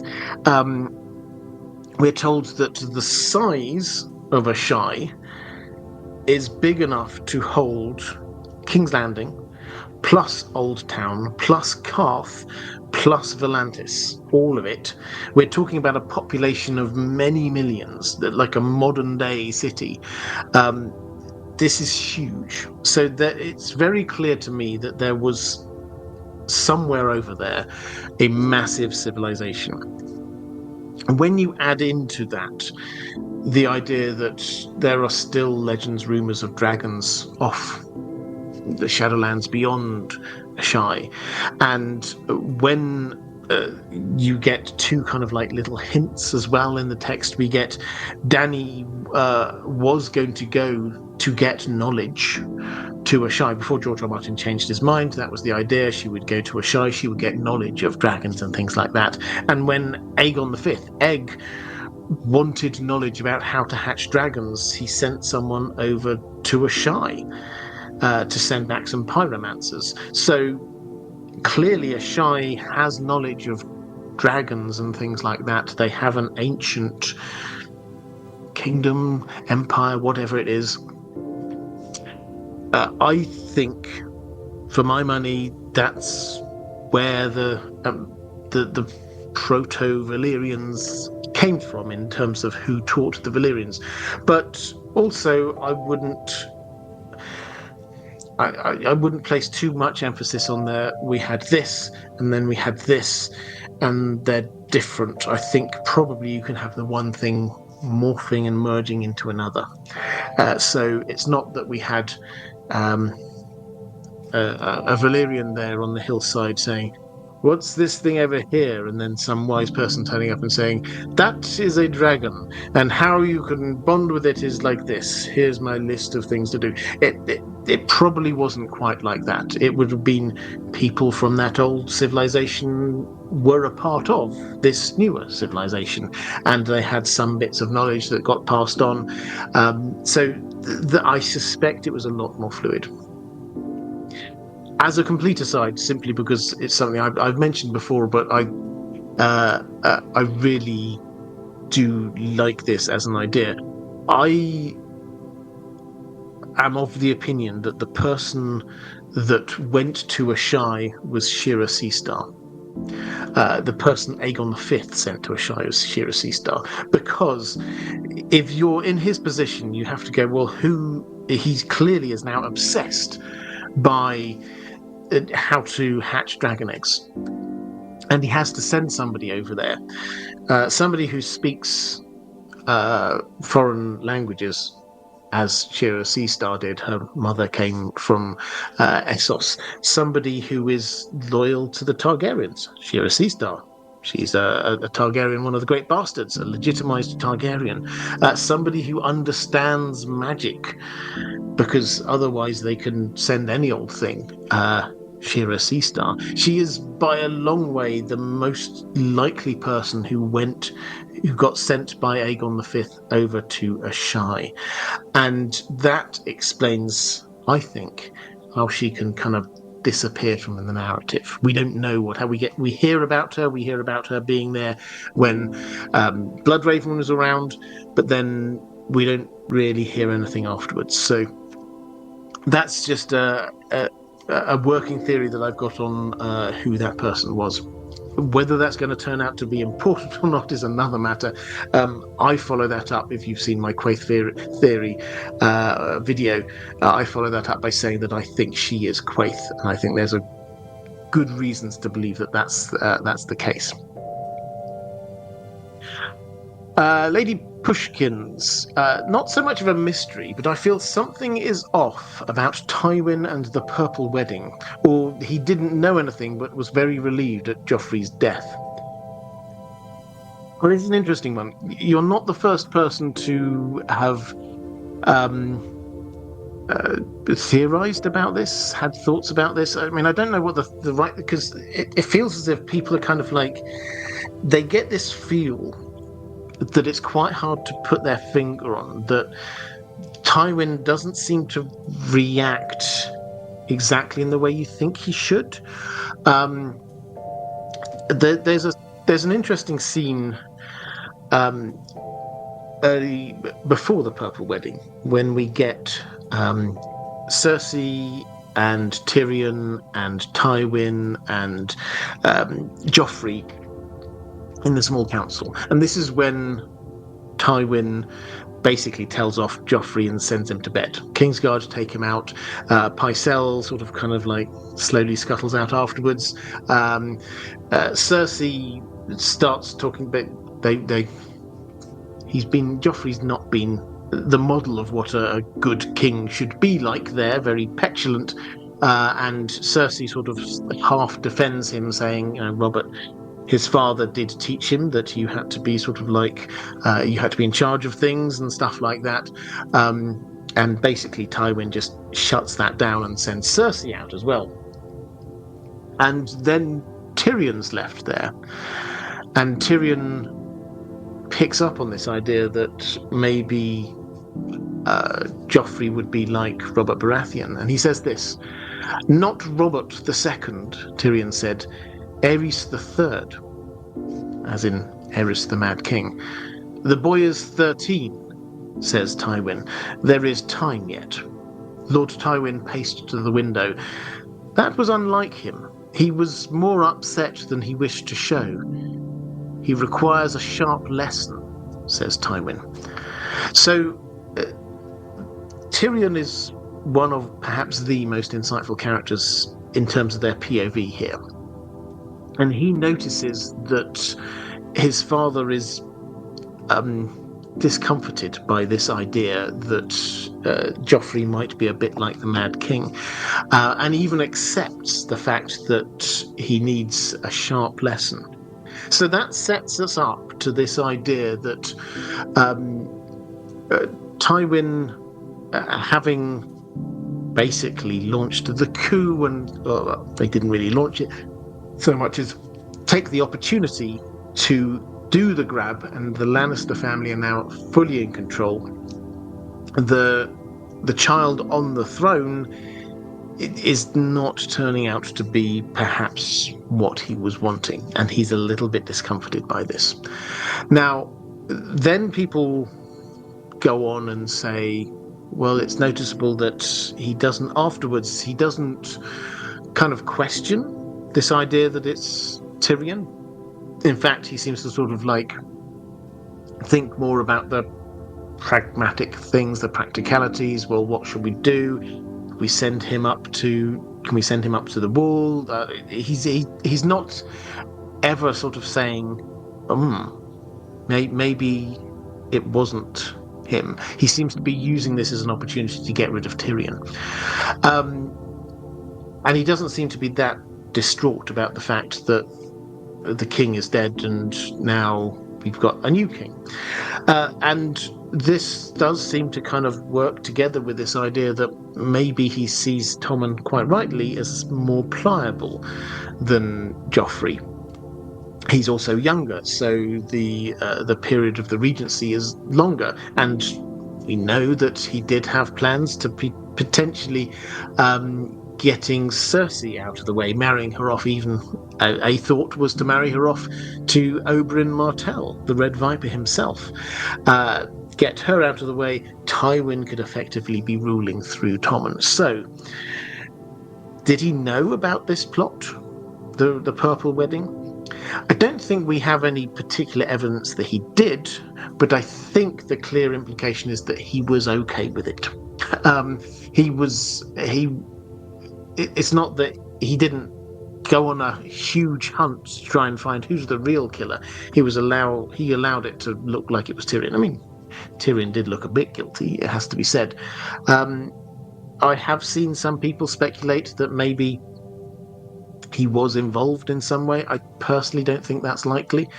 But next time you read through, pay attention to Tywin and how he's acting around that, because it's a little bit odd. We probably never will get a full answer here, but it's a little bit off, and he's clearly not comfortable with Joffrey.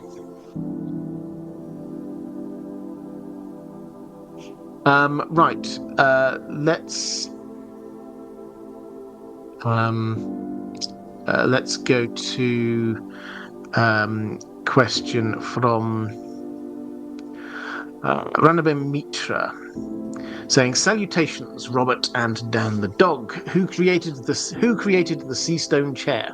We have accounts of it being brought by mariners from the east, and Maester accounts of it being brought up by the deep ones, especially considering that dotted all across the small portside towns in Westeros are people having webbed/fish-like features similar to the shadow over Innsmouth." I think there's two elements here.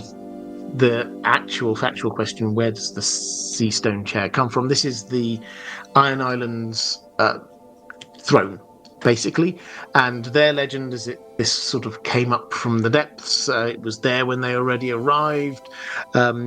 Maesters have speculated a number of various different thoughts. Nobody really knows. It's oily black stone. I did a video about the black stone, all the different types of black stone a little while ago, if you're interested in that, which connects it, in my mind at least, to the Isle of Toads, a statue on the Isle of Toads, plus a couple of cities, including Ashai, where we're told that the stone is oily and black and kind of light sinks into it. Now, I've got a whole theory about what that might actually be, but I think for me, the suggestion is that maybe, yes, the Maester who suggested this came over the sea from the west might actually be right. But I don't think it matters. So the deep ones, though, are the second point here. This is a nod from George R. R. Martin to H.P. Lovecraft.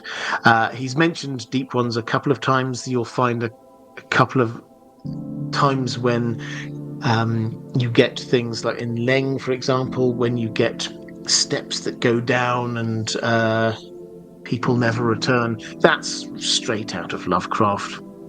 This idea of deep ones and fish-like creatures which come up from the sea and have children with human women, that's straight from, you talked about the shadow over Innsmouth. Absolutely, that's pretty much the plot of what's going on there. George R. R. Martin does do this. He does little hat tips to fantasy authors that he likes. There's those who, I'll let you go and speculate on whether they are. There's a lot of them all around. House Peak is one of my favourite examples of where George R. R. Martin is doing a little hat tip to an author that he's a big fan of. But here, with Lovecraft, the mentions of the Deep Ones, I don't think we're going to meet the Deep Ones. I think it's like the gods. I think that this is just something that he's saying, yep, I wish to give you a little nod. Right, little question. I had another question somewhere. Roman Lakovets. Also, why did Edric continue to squire for Beric after becoming Lord of Starfall? Shouldn't he get home and rule?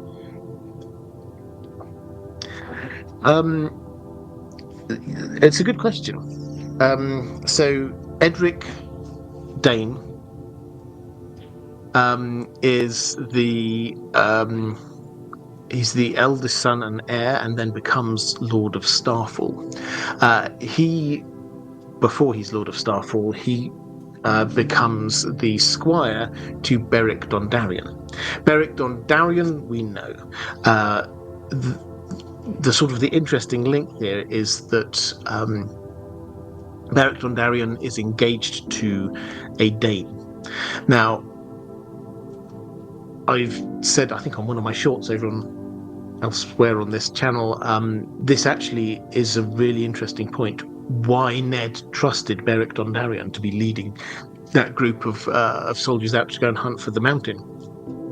He didn't, as far as we're aware, know Beric Dondarrion before then.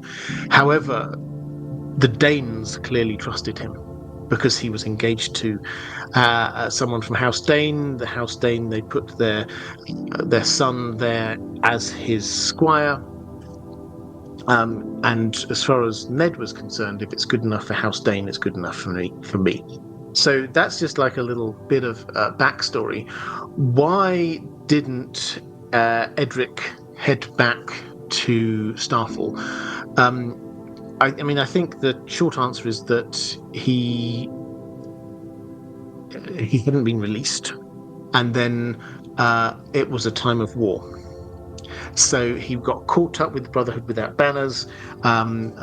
Just him trying to head home across the Riverlands would have been an incredibly dangerous journey. He's still relatively young, Edric Dane.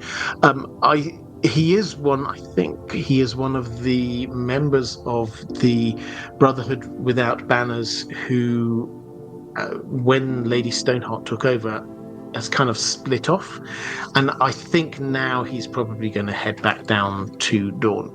I think it's just a sort of a delayed reaction rather than a decision to stay away.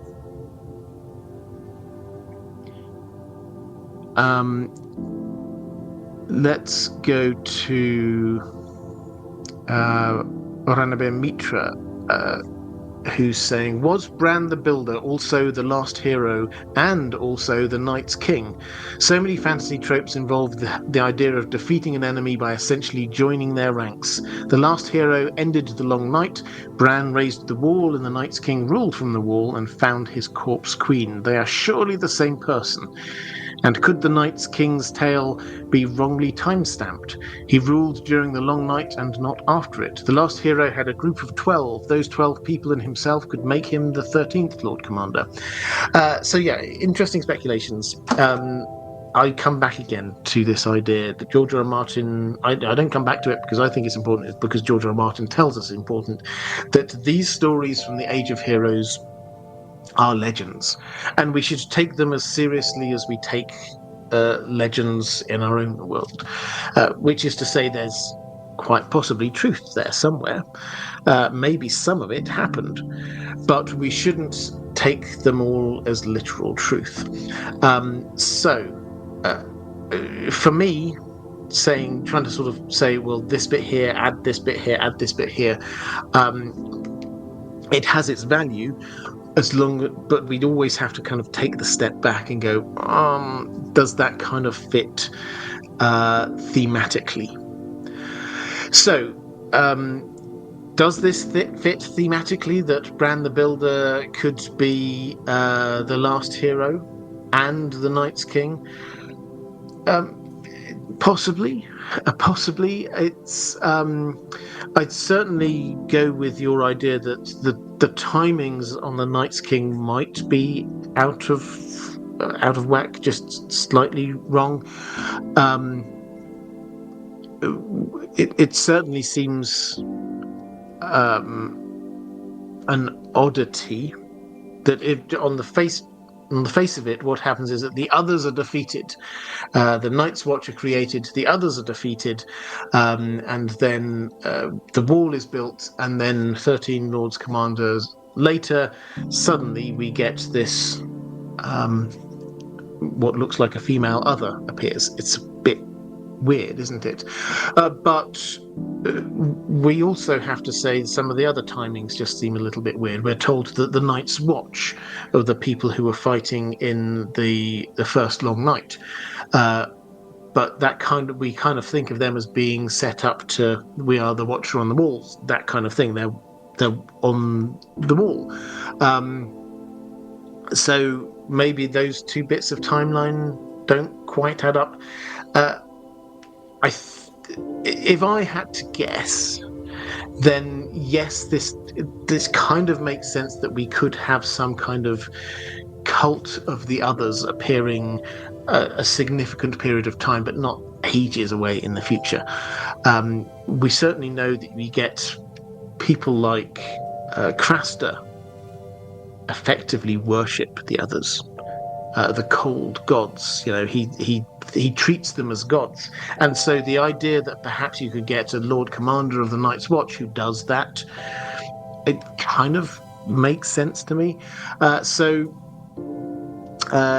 The fact that also ties in with the fact that we've got the Horn of Winter there during this story because Joramun's there, and we've got Winterfell, which seems to be well established by this point because we have Brandon the Breaker, we're told, who seems to be a different Brandon, who is the Lord of Winterfell at the time. That kind of idea that the Night's King happens a bit after, a couple of generations, 2, 3, 4, maybe up to 10 generations later, but still within kind of like not eons time of the original Long Night. That kind of works for me. In the same way, if you're a Tolkien fan, we're talking Tolkien next time, but if you know of The New Shadow, which was the abortive attempt Tolkien made to do a sequel to The Lord of the Rings. If this is entirely new to you, by the way, though, I did a video on that as well. But he got about 13 pages in. He tried 3 times to start writing this, and basically it's set a couple of 100 years after the events of The Lord of the Rings. We're a couple of generations later. There's just 1 or 2 people there. The main character that we get in this is this guy called Borlas, who was very young at the time of The Lord of the Rings and is now very old, and so he sort of says, I can remember the smell of evil, and all around we start getting this idea that we've got people they've forgotten quite how terrible orcs and Sauron and all of that stuff was, and they're setting up these cults. That's the kind of feel I have with the Night's King. It's like the others have gone, but generations later we get people who sort of turn that into a cult. So that's the kind of feel I get for it.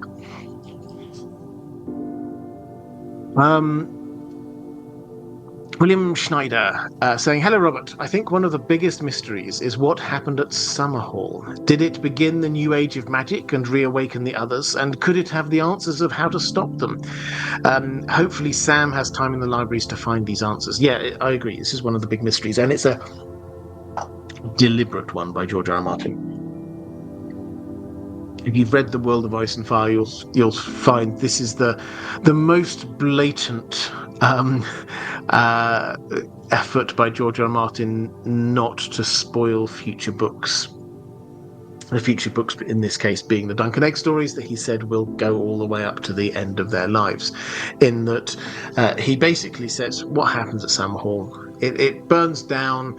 No one who survives really wants to talk about it. We do have a note from the maester who was there, but he knocked an ink pot over and then it just ruined the paper that it was on. So we only get a few random words, and it's like, come on, George. I mean, you know what you're doing here. We know what you're doing, but still, that's frustrating. So this is a deliberate mystery set up by George R.R. Martin. Lots happened.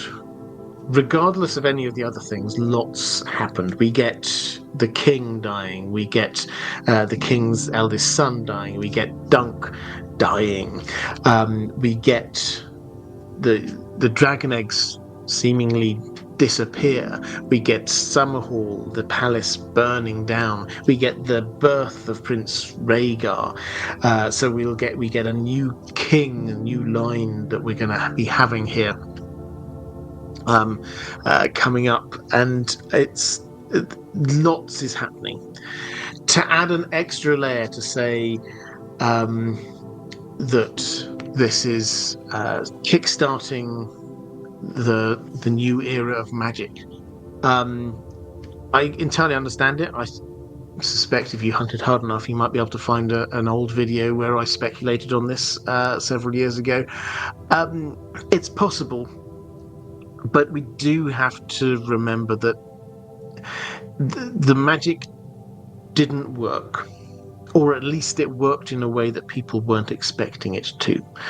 By which I mean that we get, in an early Dunk and Egg story, in the Mystery Knight, we get John the Fiddler, the Blackfire Pretender, who has these visions of a dragon being hatched. And it turns out that actually that is just Egg, and there's sort of the revelation of Egg, a Targaryen. And that is sort of foreshadowing for what happens at Summerhall all those years later, is that they're wanting to hatch dragon eggs. They're doing all of these things to hatch dragon eggs. We have fire, we have pyromancers, some magic stuff going on. Do they hatch dragon eggs? No, they do not hatch dragon eggs. But, as far as we're aware anyway, that would be a big twist. But Prince Rhaegar is born, so a dragon is metaphorically hatched. And this is done through sacrifice of king's blood. Aegon the king dies, sacrificed in the flames. His eldest son, who had been heir to the throne, he wasn't heir to the throne at that time, but he had previously been heir to the throne, dies. Dunk also dies. Dunk is not a king himself, but if you go to the Hedge Knight and later, you see quite how obsessed he is by this idea that the heir to the throne died for him. For his foot is the thing that he often sort of gives it to, because we had the big fight, the trial by 7, which was over his honor and to prevent him from losing a foot. And in that, a Targaryen, the heir to the throne, Baelor Breakspear, dies. Spoilers, but the book's been out for a long time. So he thinks, what is it about me that means that a prince should die for me? Which makes him figuratively going around, how is he going to be matching this in some way? Is he going to save the kingdom in some way? So, sacrifices, fire, and the birth of a dragon. So, for me, that's probably enough, without then adding on an extra layer of, and on the magical realm they achieved some other things. Perhaps I'll talk about timing and stuff in just one moment with another question. We can't rule it out, but I don't think we can rule it in until we get some more information.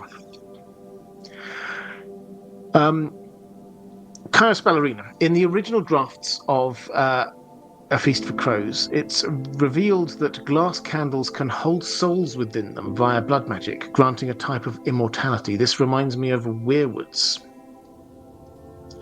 Do you think, corresponding, thank you very much, 2 super chats here. Do you think this will ever appear in the books? Could there be plot or thematic relevance to a fire magic equivalent to weirwoods, like we have the fire whites, etc.?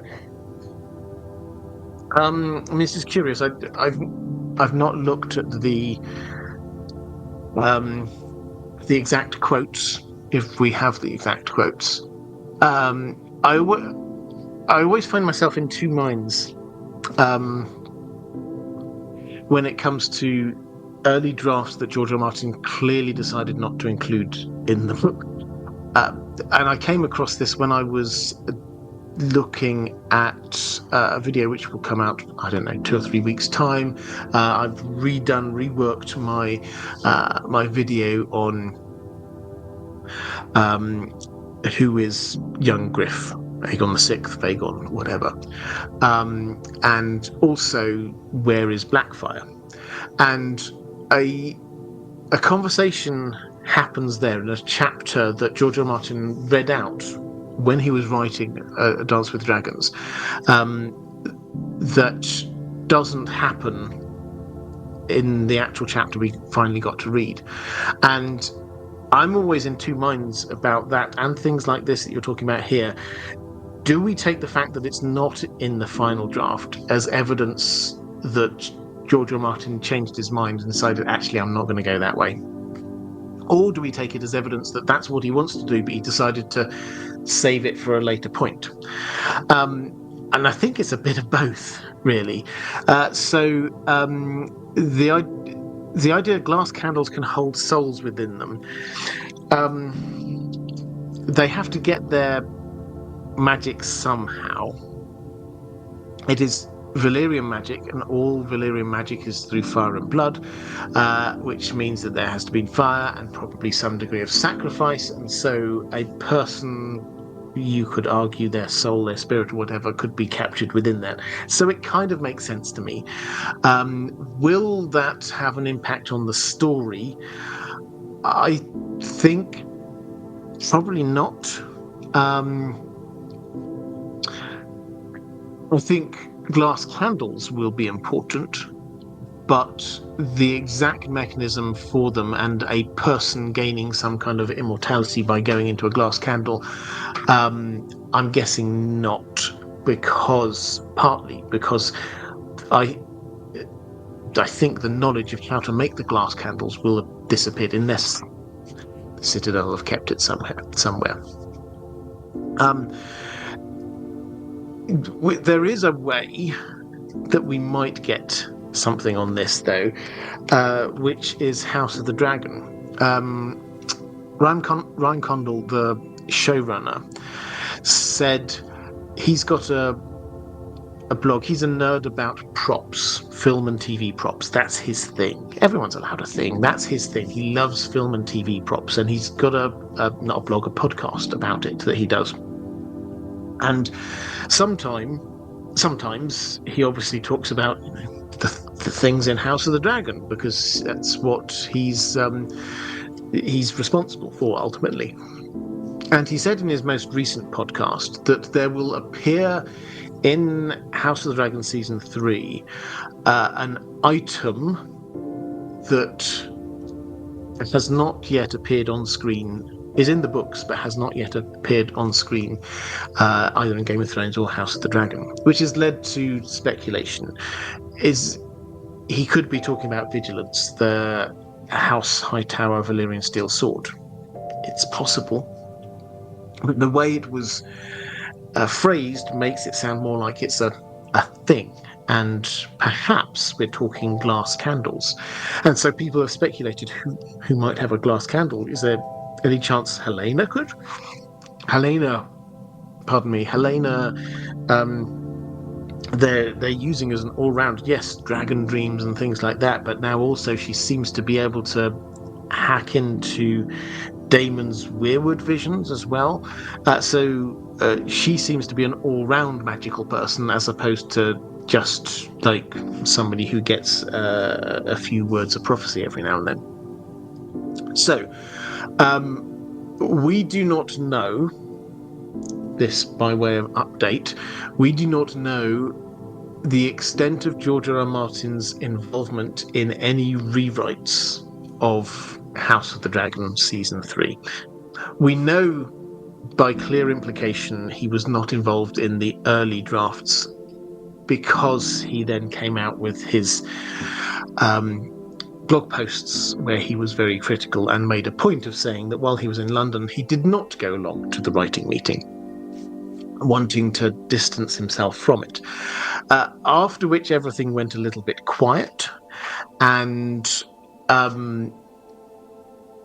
the clear implication has to be that they will have had to take account of what he says, because of course if the writer of the books and the creator of the world comes out that strongly against something that is not yet written, let's not pretend he was coming out against things that were being considered for season 3. If he comes out that strong, they have to take account of that. Now, we do not know the extent to which that means his involvement has ramped up. My instinct is it probably hasn't, which, to bring us back, but it probably hasn't, but they have taken account of his thoughts. To bring us back to the glass candles, I think this probably means that he's not got an input into the glass candles.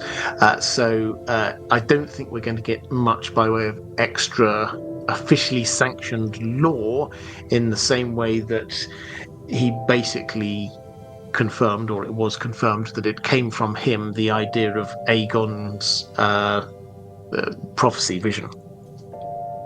That was quite a long way round to answer that question, but I hope that's that helped. Let's go to Mary Lou Gambit saying, I'm curious about Tywin's brother and the Lannister sword. Yeah, I mean, this is a fun mystery. So, this is Geryon, possibly Geryon. We think Geryon Lannister, who is Tywin's youngest brother and Tyrion and Jaime's favourite uncle. Now, there's a great conversation that we get between Jaime and Jenna Lannister, Jenna being the sister, Tywin's sister, indomitable woman, a great character. And she goes through like the siblings, and she says how they each coped with Tywin, basically. And you get Kevin, and she says, Kevin, well, you know what he's like. He realised early on what it was going to be like, and so he just made himself. He made himself a place next to Tywin. He would become his right-hand man. Geryon, his way of coping with this was to laugh, to jest, to joke, and that meant that Tywin found it quite hard to deal with. But the kids loved him. Tyrion in particular, he was taught tumbling by his uncle Geryon. Now, he went off on an adventure. Actually, not that long. We don't know the exact date, but probably a decade or so before the events of A Song of Ice and Fire, he went off and said, I'm going to go to Valyria to try and find Brightraw, the Valyrian steel sword of House Targaryen, which had been lost there after the Doom. King... I forget, not King, but Tommen III, maybe? I'm not entirely sure. Somebody can fact check that one. But one of the Targaryens took it upon themselves to go to Valyria and see if they could get treasure and stuff. They took Brightraw with them, and then they didn't return. And Geryon then, just 10 years before our story, decides to go off and hunt for it. He disappears. Tywin obviously sort of tries to find out what happens. He got as far as, I think it was Volantis, and then all of his sailors said, well, we're not going to Valyria, and so he had to change he gets some slaves to be on his ship, and they, as far as we're aware, carried on to Valyria and did not return. So what happened? Well, there's lots of weird and wonderful theories out there. By quite a long way, I think the most likely is simply he went to Old Valyria and died, because that's what happens when almost everyone goes there. So the George R. R. Martin has been pretty good at showing us that trying to go to Old Valyria now, it's just you won't return. You will die. It doesn't matter who or what you're going there with. You will not survive. That's really important, because he does have one character who claims to have been there and come out, and has got some Valyrian goodies to prove it, which is Euron. But if we didn't have a whole host of other people who'd gone in there and not returned, then we wouldn't think that it's quite that crazy. We just thought, yeah, okay, fair enough. As it is, this is being used. That's not the whole reason, I'm sure, literarily, why Geryon existed and did that. But it does help us to set the bar for how crazy Euron is to have gone there to start with, but also how much of a mystery it is that he could have returned.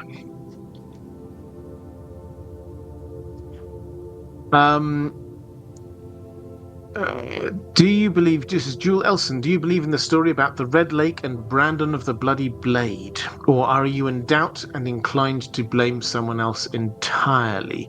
I have to admit I've not looked into that one recently. I will take this one as one of the ones I will come back to next week. So I think that's got me 2 that I'm going to come back to. I hope that's okay. I don't want to give you a waffly answer where I don't actually have anything. P.S. Please say Higa Herga and Googly Woogly. I'm very happy to. Excellent usernames both. Right. Let's go to Lady Pushkins. What does Bloodraven actually want Bran for? He lures him to the cave and Bran will learn things and enhance his Greenseer powers, but then what? Defeat the others ultimately, or put a powerful Greenseer on the Iron Throne, or both? And why did Bloodraven never leave the cave? Do you think he couldn't due to the Whites and therefore had to work through Warging and through the Weirwood network? Yeah, I mean, you have to remember he was quite an old man at the time he got there. And although he seems to have been in good health for a long time, I think there's a point at which he probably decides, this is it. I'm going to stay here for a bit. We don't know all the details on how he got into that cave, but we do have a clear idea that he sat down, because this happens to Bran. He says, here's your Weirwood throne. Sit here. You'll grow used to the dark. Don't worry about it. The dark will be your friend. And Bran sort of goes away and sort of like actually raises, he's quite scared. He talks to Mira. Am I going to die here? Am I going to stay here forever? And that clearly is what Bloodraven just decided. He's an old man. Why not? This is how he's going to learn. He's going to have to commit a few years here anyway in which to learn all of this stuff. So I think this was entirely voluntary on his part. I don't think they sort of bound him to that Weirwood throne and just sort of kept him there against his will. I think he arrived and he said, I need more power. I want more knowledge. I will get that by staying here. So, what does he want from Bran? Well, the language suggests that he kind of sees Bran as being the person who is not his replacement, but the next in this kind of line. Now, we often get caught up, I'm trying to be careful with my language here, because we often get caught up with this idea that the Three-Eyed Crow or Three-Eyed Raven is a job title, and then it's just like, I'm passing this on to the next one, because that's where the TV show went. That's not the case here. This isn't a job title to be passed on. However, when we see the wider cave system, we see it's not just Bloodraven who's there hooked up to the Weirwood network. There's children of the forest all over the place who are in the same situation. And Bran looks at them through Hodor's eyes, and some of them look like they might be dead.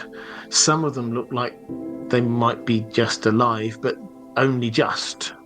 And when we get Bloodraven, we get this clear impression that he is being kept alive by the Weirwood network, and he is being kind of sucked up into it. He has to kind of take breaks when Bran's there, when they're teaching. It's Bloodraven who's there. I have to, I need a break now.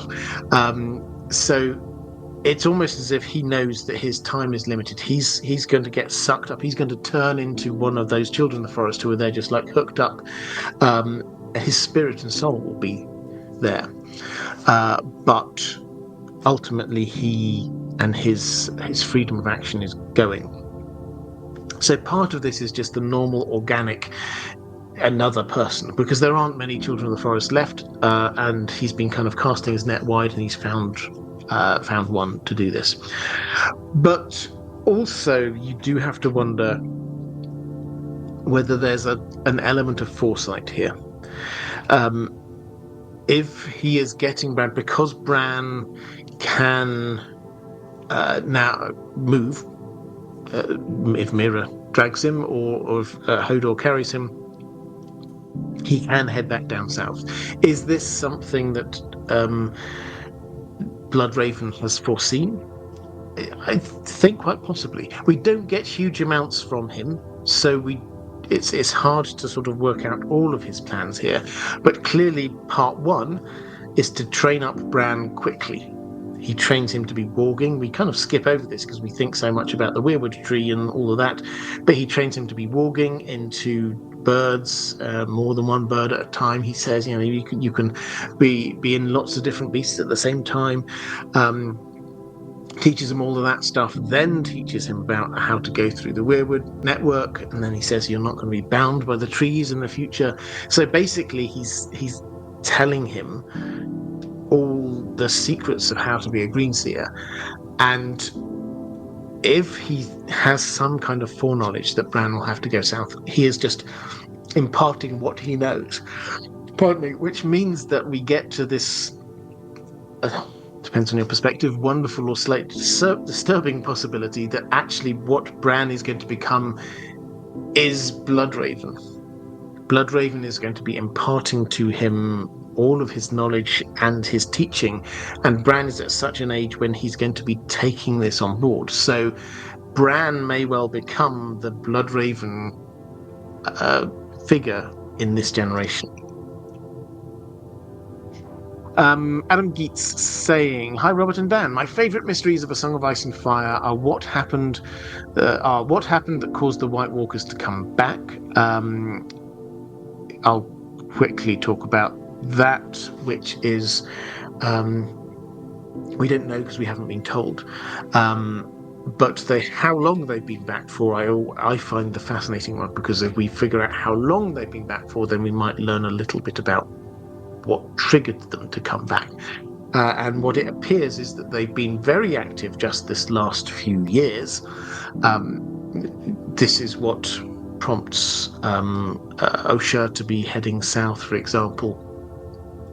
It seems very clear that whereas we've had a few Night's Watch people abandoning their posts recently, nobody had. This was a big surprise. When we get the others in the prologue, it's like, whoa, what's going on here? There'd been heard no whispers of that before. So whatever is kind of the ramped up quite recently. However, they seem to have been around for a good few years before that. Mance had been sort of growing into his position of power and authority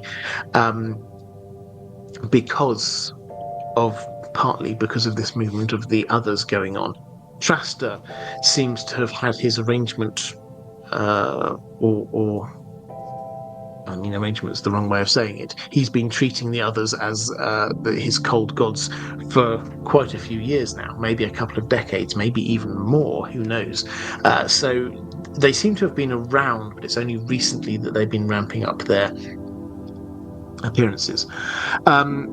Also, what did Adam Velaryon learn during his stay on the Isle of Faces? This is a fascinating one for me. You also asked about what the Engulver Weirwood network, which I've sort of partly covered already. But let's talk about this Adam Velaryon one. So this is in the Dance of the Dragons. So we will see this at some point in House of the Dragon, I'm sure. The extent to which we see this is the fascinating bit. At Tumbleton, 2 of the dragon seeds switch sides, Ulf and Hugh. And Rhaenyra then becomes obsessed with this idea that the other 2 dragon seeds will also switch sides. Nettles is off with Daemon. She doesn't need much convincing that Nettles might be up to no good. But the other one is Adam Velaryon. And Adam Velaryon's like, what? And what have I done? I'm not like them. But she orders him basically to be arrested. He gets tipped off and gets on his dragon and flies off. And where he flies off to is the Isle of Faces to consult with the Green Men. This is weird. Why would this person who grew up in the docks of Driftmark and then was flying a dragon, why would he think, I think I know where I'm going. I'm going to go to the Isle of Faces. I'm going to go and consult the Green Men. That's a really out of character is probably the best way of putting it. We don't know enough about Adam Velaryon in the books to know any more, but without knowing anything, that's completely out of the blue and weird.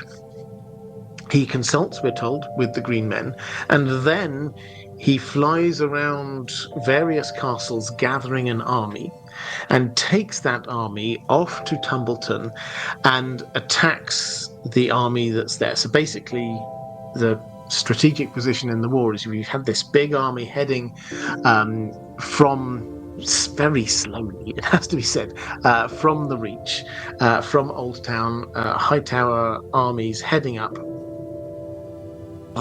They've stopped at Tumbleton. It's got a bit complicated with Ulf and Hugh because they're now.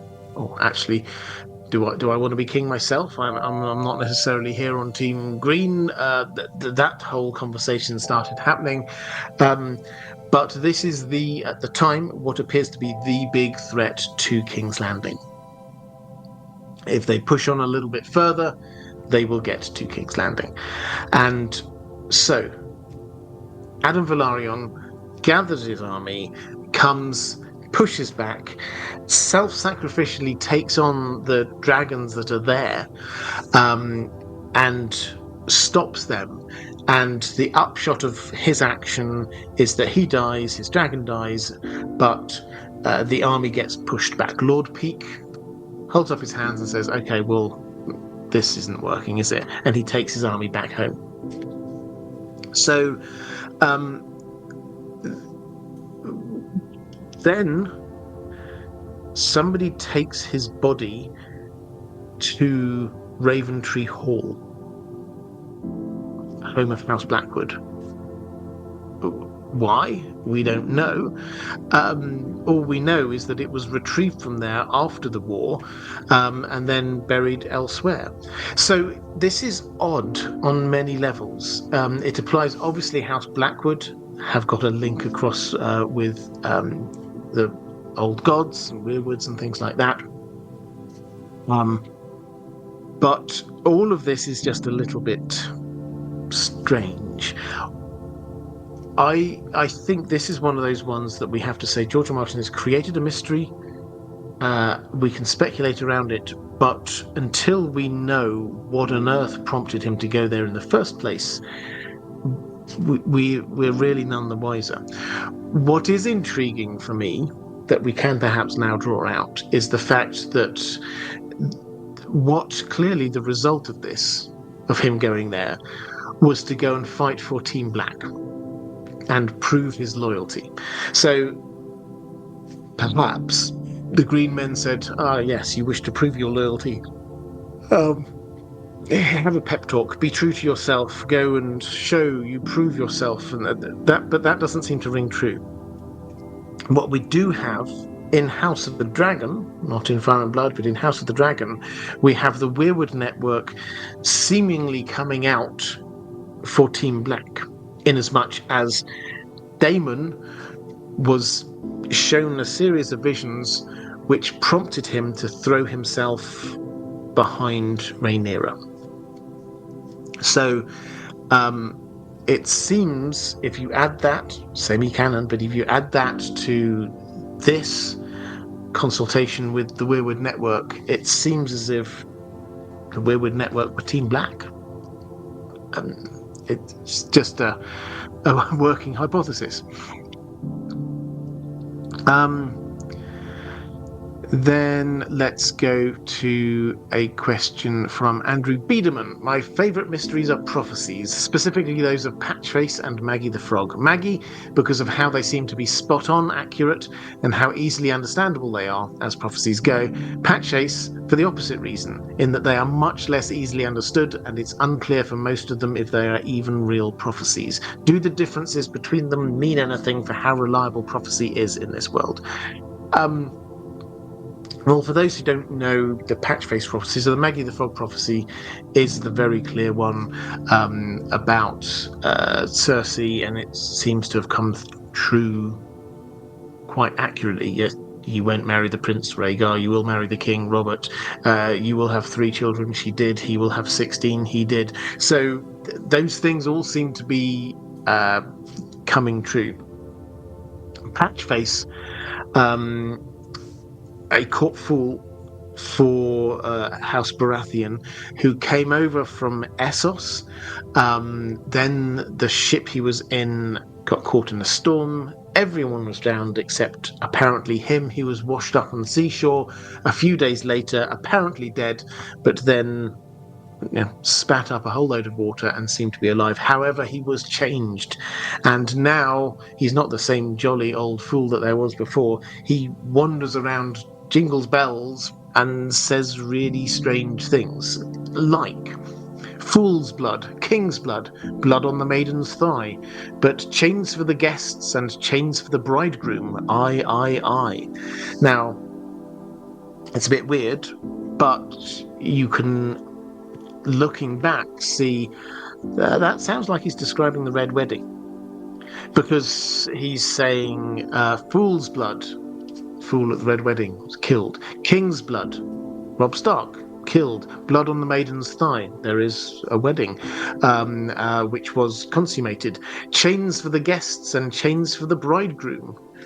Again, this is what happened. So the prophecies of, and that's probably the easiest one to interpret, it has to be said, out of all of the Patchface ones. Other ones seem very open, and it's entirely possible that we will look back on some of them and go, oh, that's what he means, because looking forward from that wasn't clear what was going on there. The setup had to be right for the Red Wedding in order for us to understand that. So what does this say about prophecy? People see things and interpret them in their own way. Seems to be what's going on here. And so we get, classic example, Melisandre sees things in the flames and she interprets them in her own way. She may not be right in her interpretations. Even she to herself accepts that, but that's what she puts out. Patchface probably sees stuff in this kind of like weird underwatery way with lots of bubbles and things like that, and then tries to say it, but it comes out in a very kind of garbled way that most people don't even know is prophecy. Maggie the Frog says stuff that is absolutely true, but even then, Cersei seems to be completely mistaking it. She's, or more to the point, this is coming straight back to the classic thing for George R. R. Martin, it doesn't matter so much in terms of the plot. It matters less whether something's true and more whether people believe it to be true or how they interpret it. The Valonqar thing is important for the plot, more for the fact that Cersei becomes convinced that's Tyrion than actually us trying to work out who the Valonqar might be. The younger, more beautiful person who's going to be casting Cersei down, taking all she holds dear, she's interpreted that as Marjorie, and that has impacted on the plot hugely. So it's a matter of interpretation, and the tragedy perhaps for Patchface is that nobody is interpreting his. Nobody's there going, although Melisandre thinks he's very sinister and probably thinks he should be killed. So she can see that there's something going on there, but most people don't at all.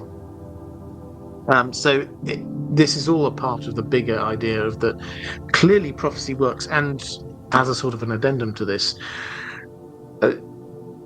when you take a step back and look at the big picture here, George R. R. Martin uses prophecy way more than most other fantasy series. Way more. Many fantasy series have like a central prophecy about, here's the promised one who's going to come and save the world, whatever.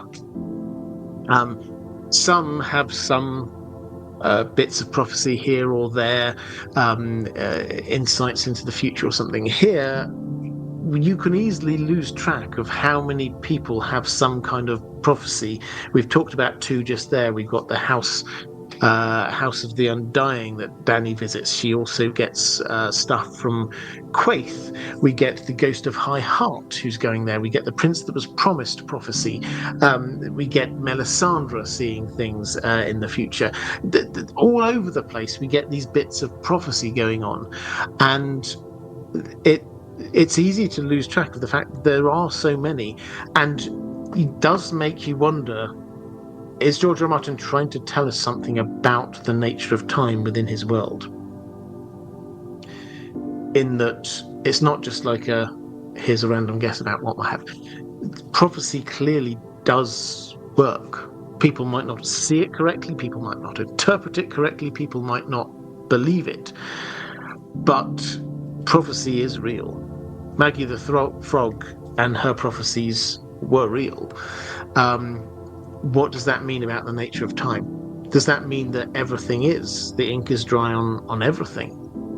Or does it mean that people no longer actually have free will and volition? These are actually quite big questions when you get into it, but I think it's beyond doubt that he uses prophecy way more than most other fantasy authors. Right. I think that's me caught up in the chat, but we've got a few more questions from my patrons. We get Shelley J saying, hello, Robert. Thanks for everything. Your content is a real bright spot. Thank you very much for saying that. This may be more tinfoil than mystery, but I'm inclined to believe that Mushroom is an ancestor of Tyrion. So the mystery is, how did Mushroom enter the Targaryen bloodline? Well, I don't know. First of all, I don't know whether you deliberately said Targaryen there, or whether you meant to say Lannister, but obviously there is a big theory that Tyrion might be a Targaryen. Yeah, I think this is tinfoil, but fun tinfoil. Is there a way that Mushroom could perhaps be in the Targaryen or the Lannister bloodlines? Well, it's possible. I mean, if you believe all the stories that he says, it's definitely possible. But I think you have to remember that the Dance of the Dragons happened around the year 130. The story that we've got at the moment is around the year 300. So we're looking at 170 odd years, several generations apart. So perhaps, but if so, it kind of skipped quite a few generations. But let's go to a question from Buster. I'm curious what lies in store for the sword Dawn, or Lightbringer, if you will. The fact that Dawn is unique from Valyrian steel, which is already a threat to the others, makes me wonder, how will it be used? A keen edge in capable hands is always appreciated, but I assume its future role is to be more complex. Might it perhaps be a light for Azor high in dark places where all other lights go out? That's Galadriel sort of quote you're doing there. Love it. Yeah, this is an interesting one. So for those who haven't kind of picked, this is actually the thing behind me. Though they didn't do a particularly good job of it on the TV show, they did at least make an effort. Arthur Dane there holding the sword Dawn, the ancestral sword of House Dane. But unlike other ancestral swords, a few things first. This is not Valyrian steel. This is made from a meteorite, the metal from a meteorite which fell to Earth. This makes it thousands of years old, not hundreds of years old, like most of the Valyrian steel swords that we know of.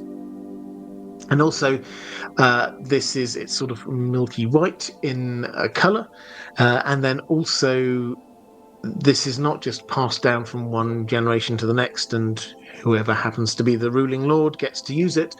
You have to be worthy in some way. We're not told the exact criteria that are used here, but you have to be worthy. So sometimes it sits there back in Starfall and nobody uses it for maybe even 2-3 generations or so. It is there now. There is not a current worthy Dane. Arthur Dane was the last to have that right, and they get to call themselves the Sword of the Morning. Now, people have speculated over the years, or not even speculated, they've pointed out the obvious things here, which is it is called Dawn, the Sword of the Morning. That feels very much like the kind of thing that you might want against the long night. You want dawn, you want the morning. This is thousands of years old, may well have been around during that time. It is made from a white meteorite. We're told that a black meteorite fell and was worshipped by an emperor back in the time of the Great Empire of the Dawn, the Bloodstone Emperor, and a black meteorite was worshipped, and this brought about the first long night. So this is white meteorite contrasted with black meteorite. There's so many things that it's just like, so the hints here are that this is connected in with ending the long night. And there is a sword which is connected with ending the long night, which is Lightbringer. So might this be Lightbringer? Possibly.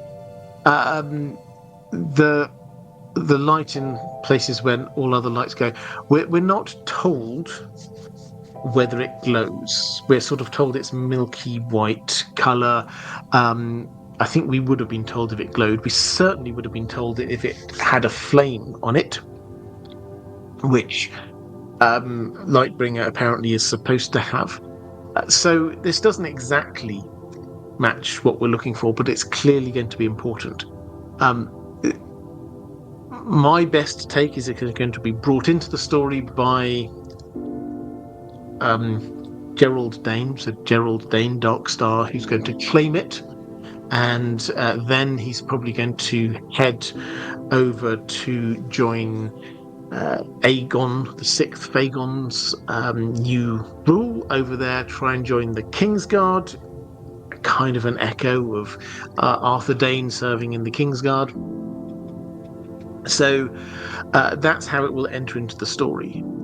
However, it kind of makes sense for it to end up with someone, maybe even Dany, who knows, and then be used in the fight against the others.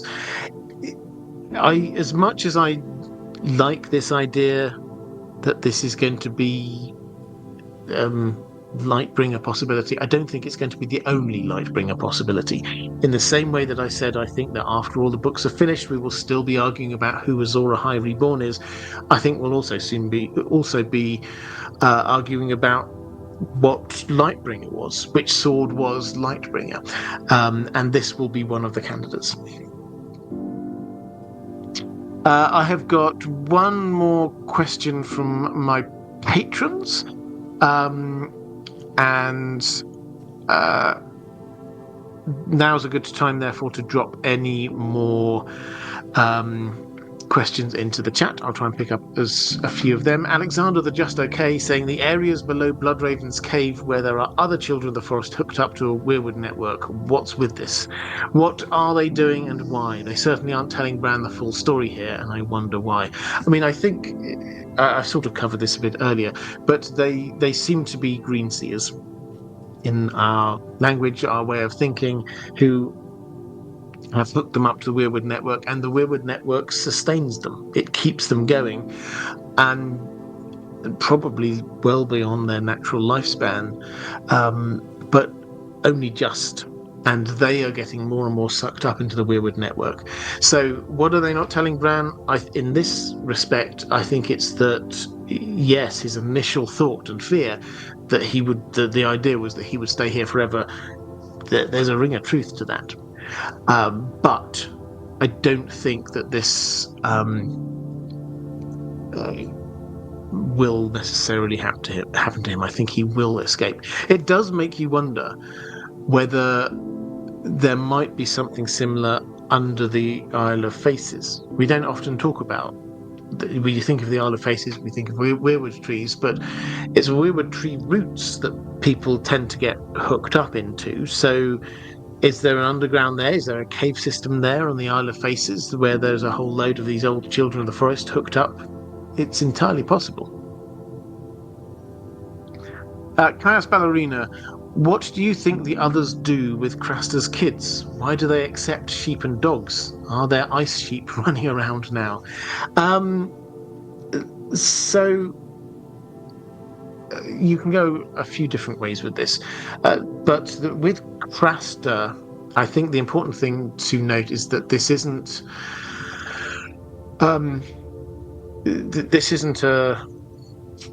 an arrangement he's got with them. He's not got a contract. He sometimes sort of talks about it a bit like that, but no, he just leaves out a child or a sheep or whatever, and the others take them and leave him alone. Now, I suspect he discovered this by accident. We know he doesn't want male babies, and he just took one of them out, heartless as he is, out into the forest to die, and then he sees that it gets carried away, and he thinks, actually, this is a sacrifice. Here we go. I'm not being mean-spirited and just killing things. I'm offering up sacrifices to the gods. What do they want with them? Well,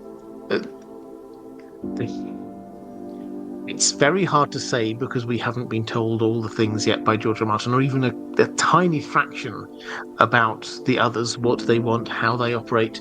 But as far as we're aware, they animate dead things.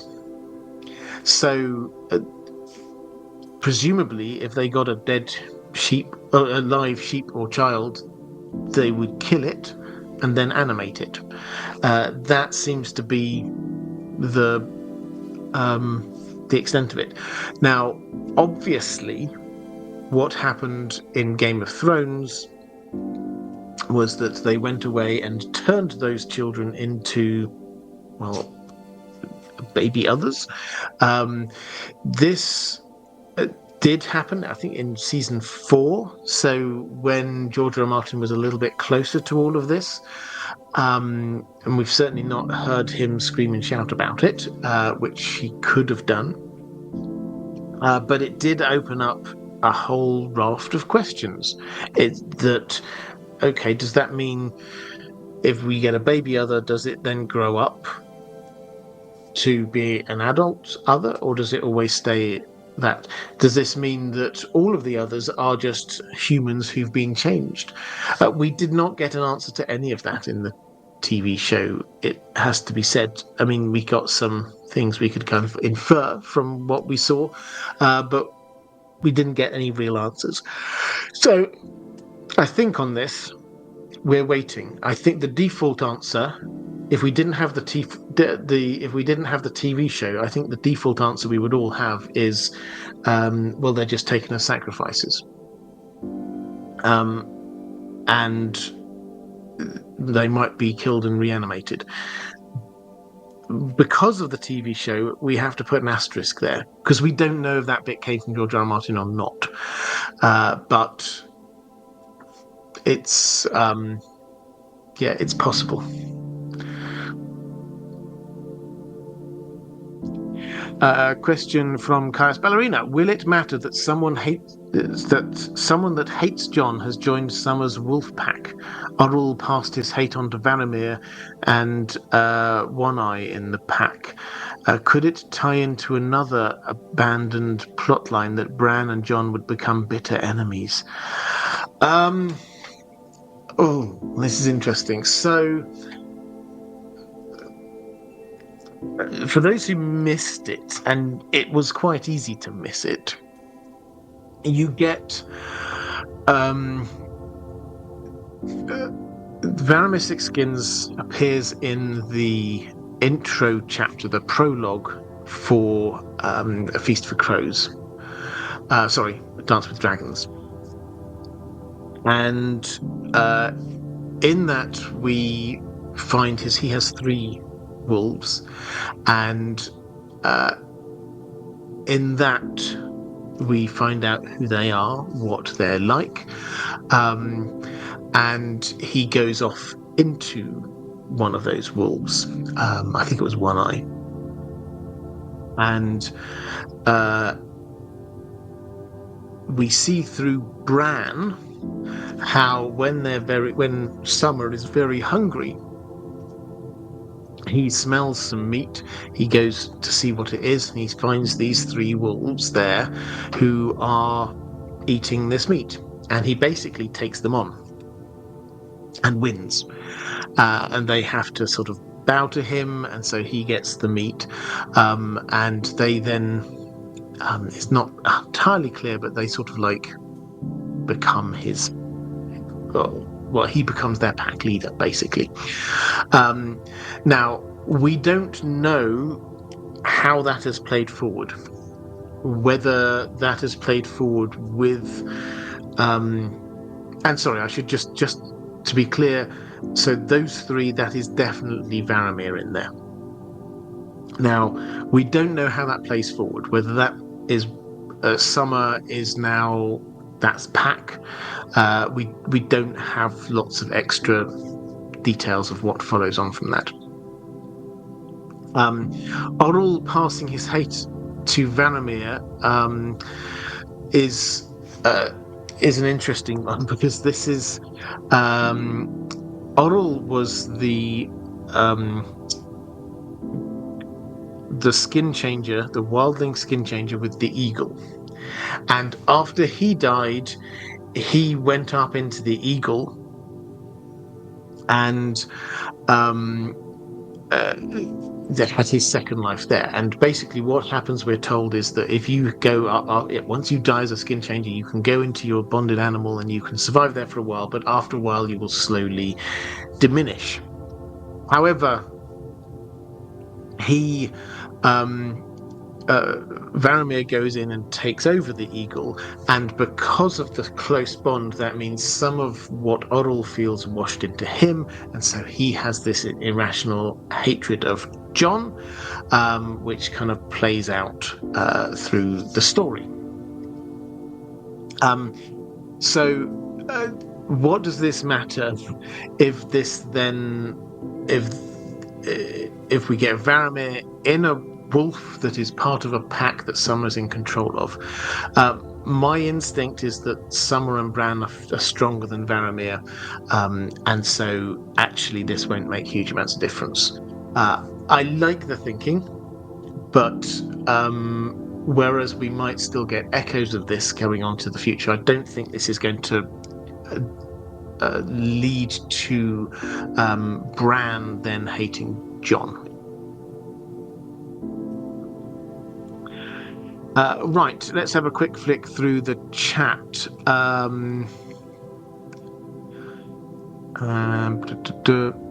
Akatosh Ray saying, if we think Dawn was the OG Lightbringer, would that imply that all the named swords have a deeper meaning beside their names or behind their names? If so, what would Oathkeeper imply and Widow's Wail? Is there a deeper meaning? So Dawn is the original Lightbringer. This is thousands of years ago. So you could name the sword thousands of years ago as a very specific meaning. I think the clear idea is that the original owners of these Valyrian steel swords, hundreds of years ago, named them for things that they thought reflected the house in some way. So ice at House Stark makes sense. Bright Roar, Lion's Roar, that's a Lannister thing. Oath Keeper is clearly the flip of Oathbreaker for Jaime. So that's what's going on there. Should we see some kind of deeper meaning behind all of these? Well, I think George R. R. Martin likes playing with that as a literary technique. I don't think that's a surprise to anyone. But I don't think we should be playing some kind of complex linguistic game to see how all of these things particularly tie together because of their names. Some of them, Vigilance for House Hightower, we may find have some particular meaning. So House Hightower, the implications, they're watching, they're waiting, they're ready to guide the way. Vigilance keeps hold of that idea, but if there is a connection between them and the Wall, the Long Night, or something, having vigilance as their keyword is important. Julian Ivanov, I'm sure you've covered this at some point, but how do you think Jon's identity will be revealed? Yes, I've covered it in many different ways, but I think it will be revealed not to everyone all at once. I think that's the key thing. The two big options, it's the same we had on the TV show, the two big options for the third book only one are Sam discovering something down in Old Town, or Bran going to the Tower of Joy and finding out what happened. In reality, I suspect this is the third thing, which is the book only thing, which is Howland Reed. Howland Reed is he's the secret keeper. He's the person who was there with Ned. He knows everything that happened, and he is the person, the witness, that can be there to say, yep, that's Lyanna's last words. This is her baby with Rhaegar. I talked to the guys. I know this for a fact. This is what's going on. He's the person who can tell people and tell Jon. And he may well even think that that's his responsibility now. With Ned gone, with Benjen disappeared, Lyanna's obviously dead, Rhaegar's dead, and now suddenly we've got the others on the move. He may think, actually it's time. It's time he finds out. And now he will turn up. George R. Martin has said he will turn up. He didn't turn up earlier because he knows too much and he would spoil the plot. So my instinct is that he's going to be the person who tells Jon, and then this will get confirmed by Bran and or Sam.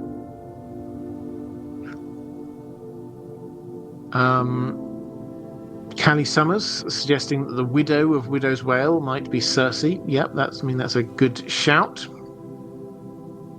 Andrew K saying, to me it's possible that Dawn is another version of Dragonsteel. Comets often mythicized as dragons for one, but perhaps the black blood sacrifice versus a Valyrian Steel version emerged later. Yeah, it's entirely possible this is like a different version of the same kind of technology.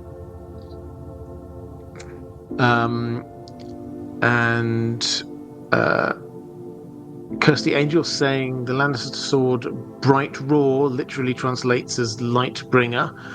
Yeah. I don't think that is Light Bringer, but yeah. A Dream of Spring will reveal the advent of glass candle mass media. That would be fun. And Desert Stormborn Charlie 11. Good name. It'll be revealed on Jon's first name day after resurrection. They'll be singing the Happy Name Day song, and they'll get to Dear Jon, and Sam will be like, actually, your name's not Jon. I like it. A happy way of doing these.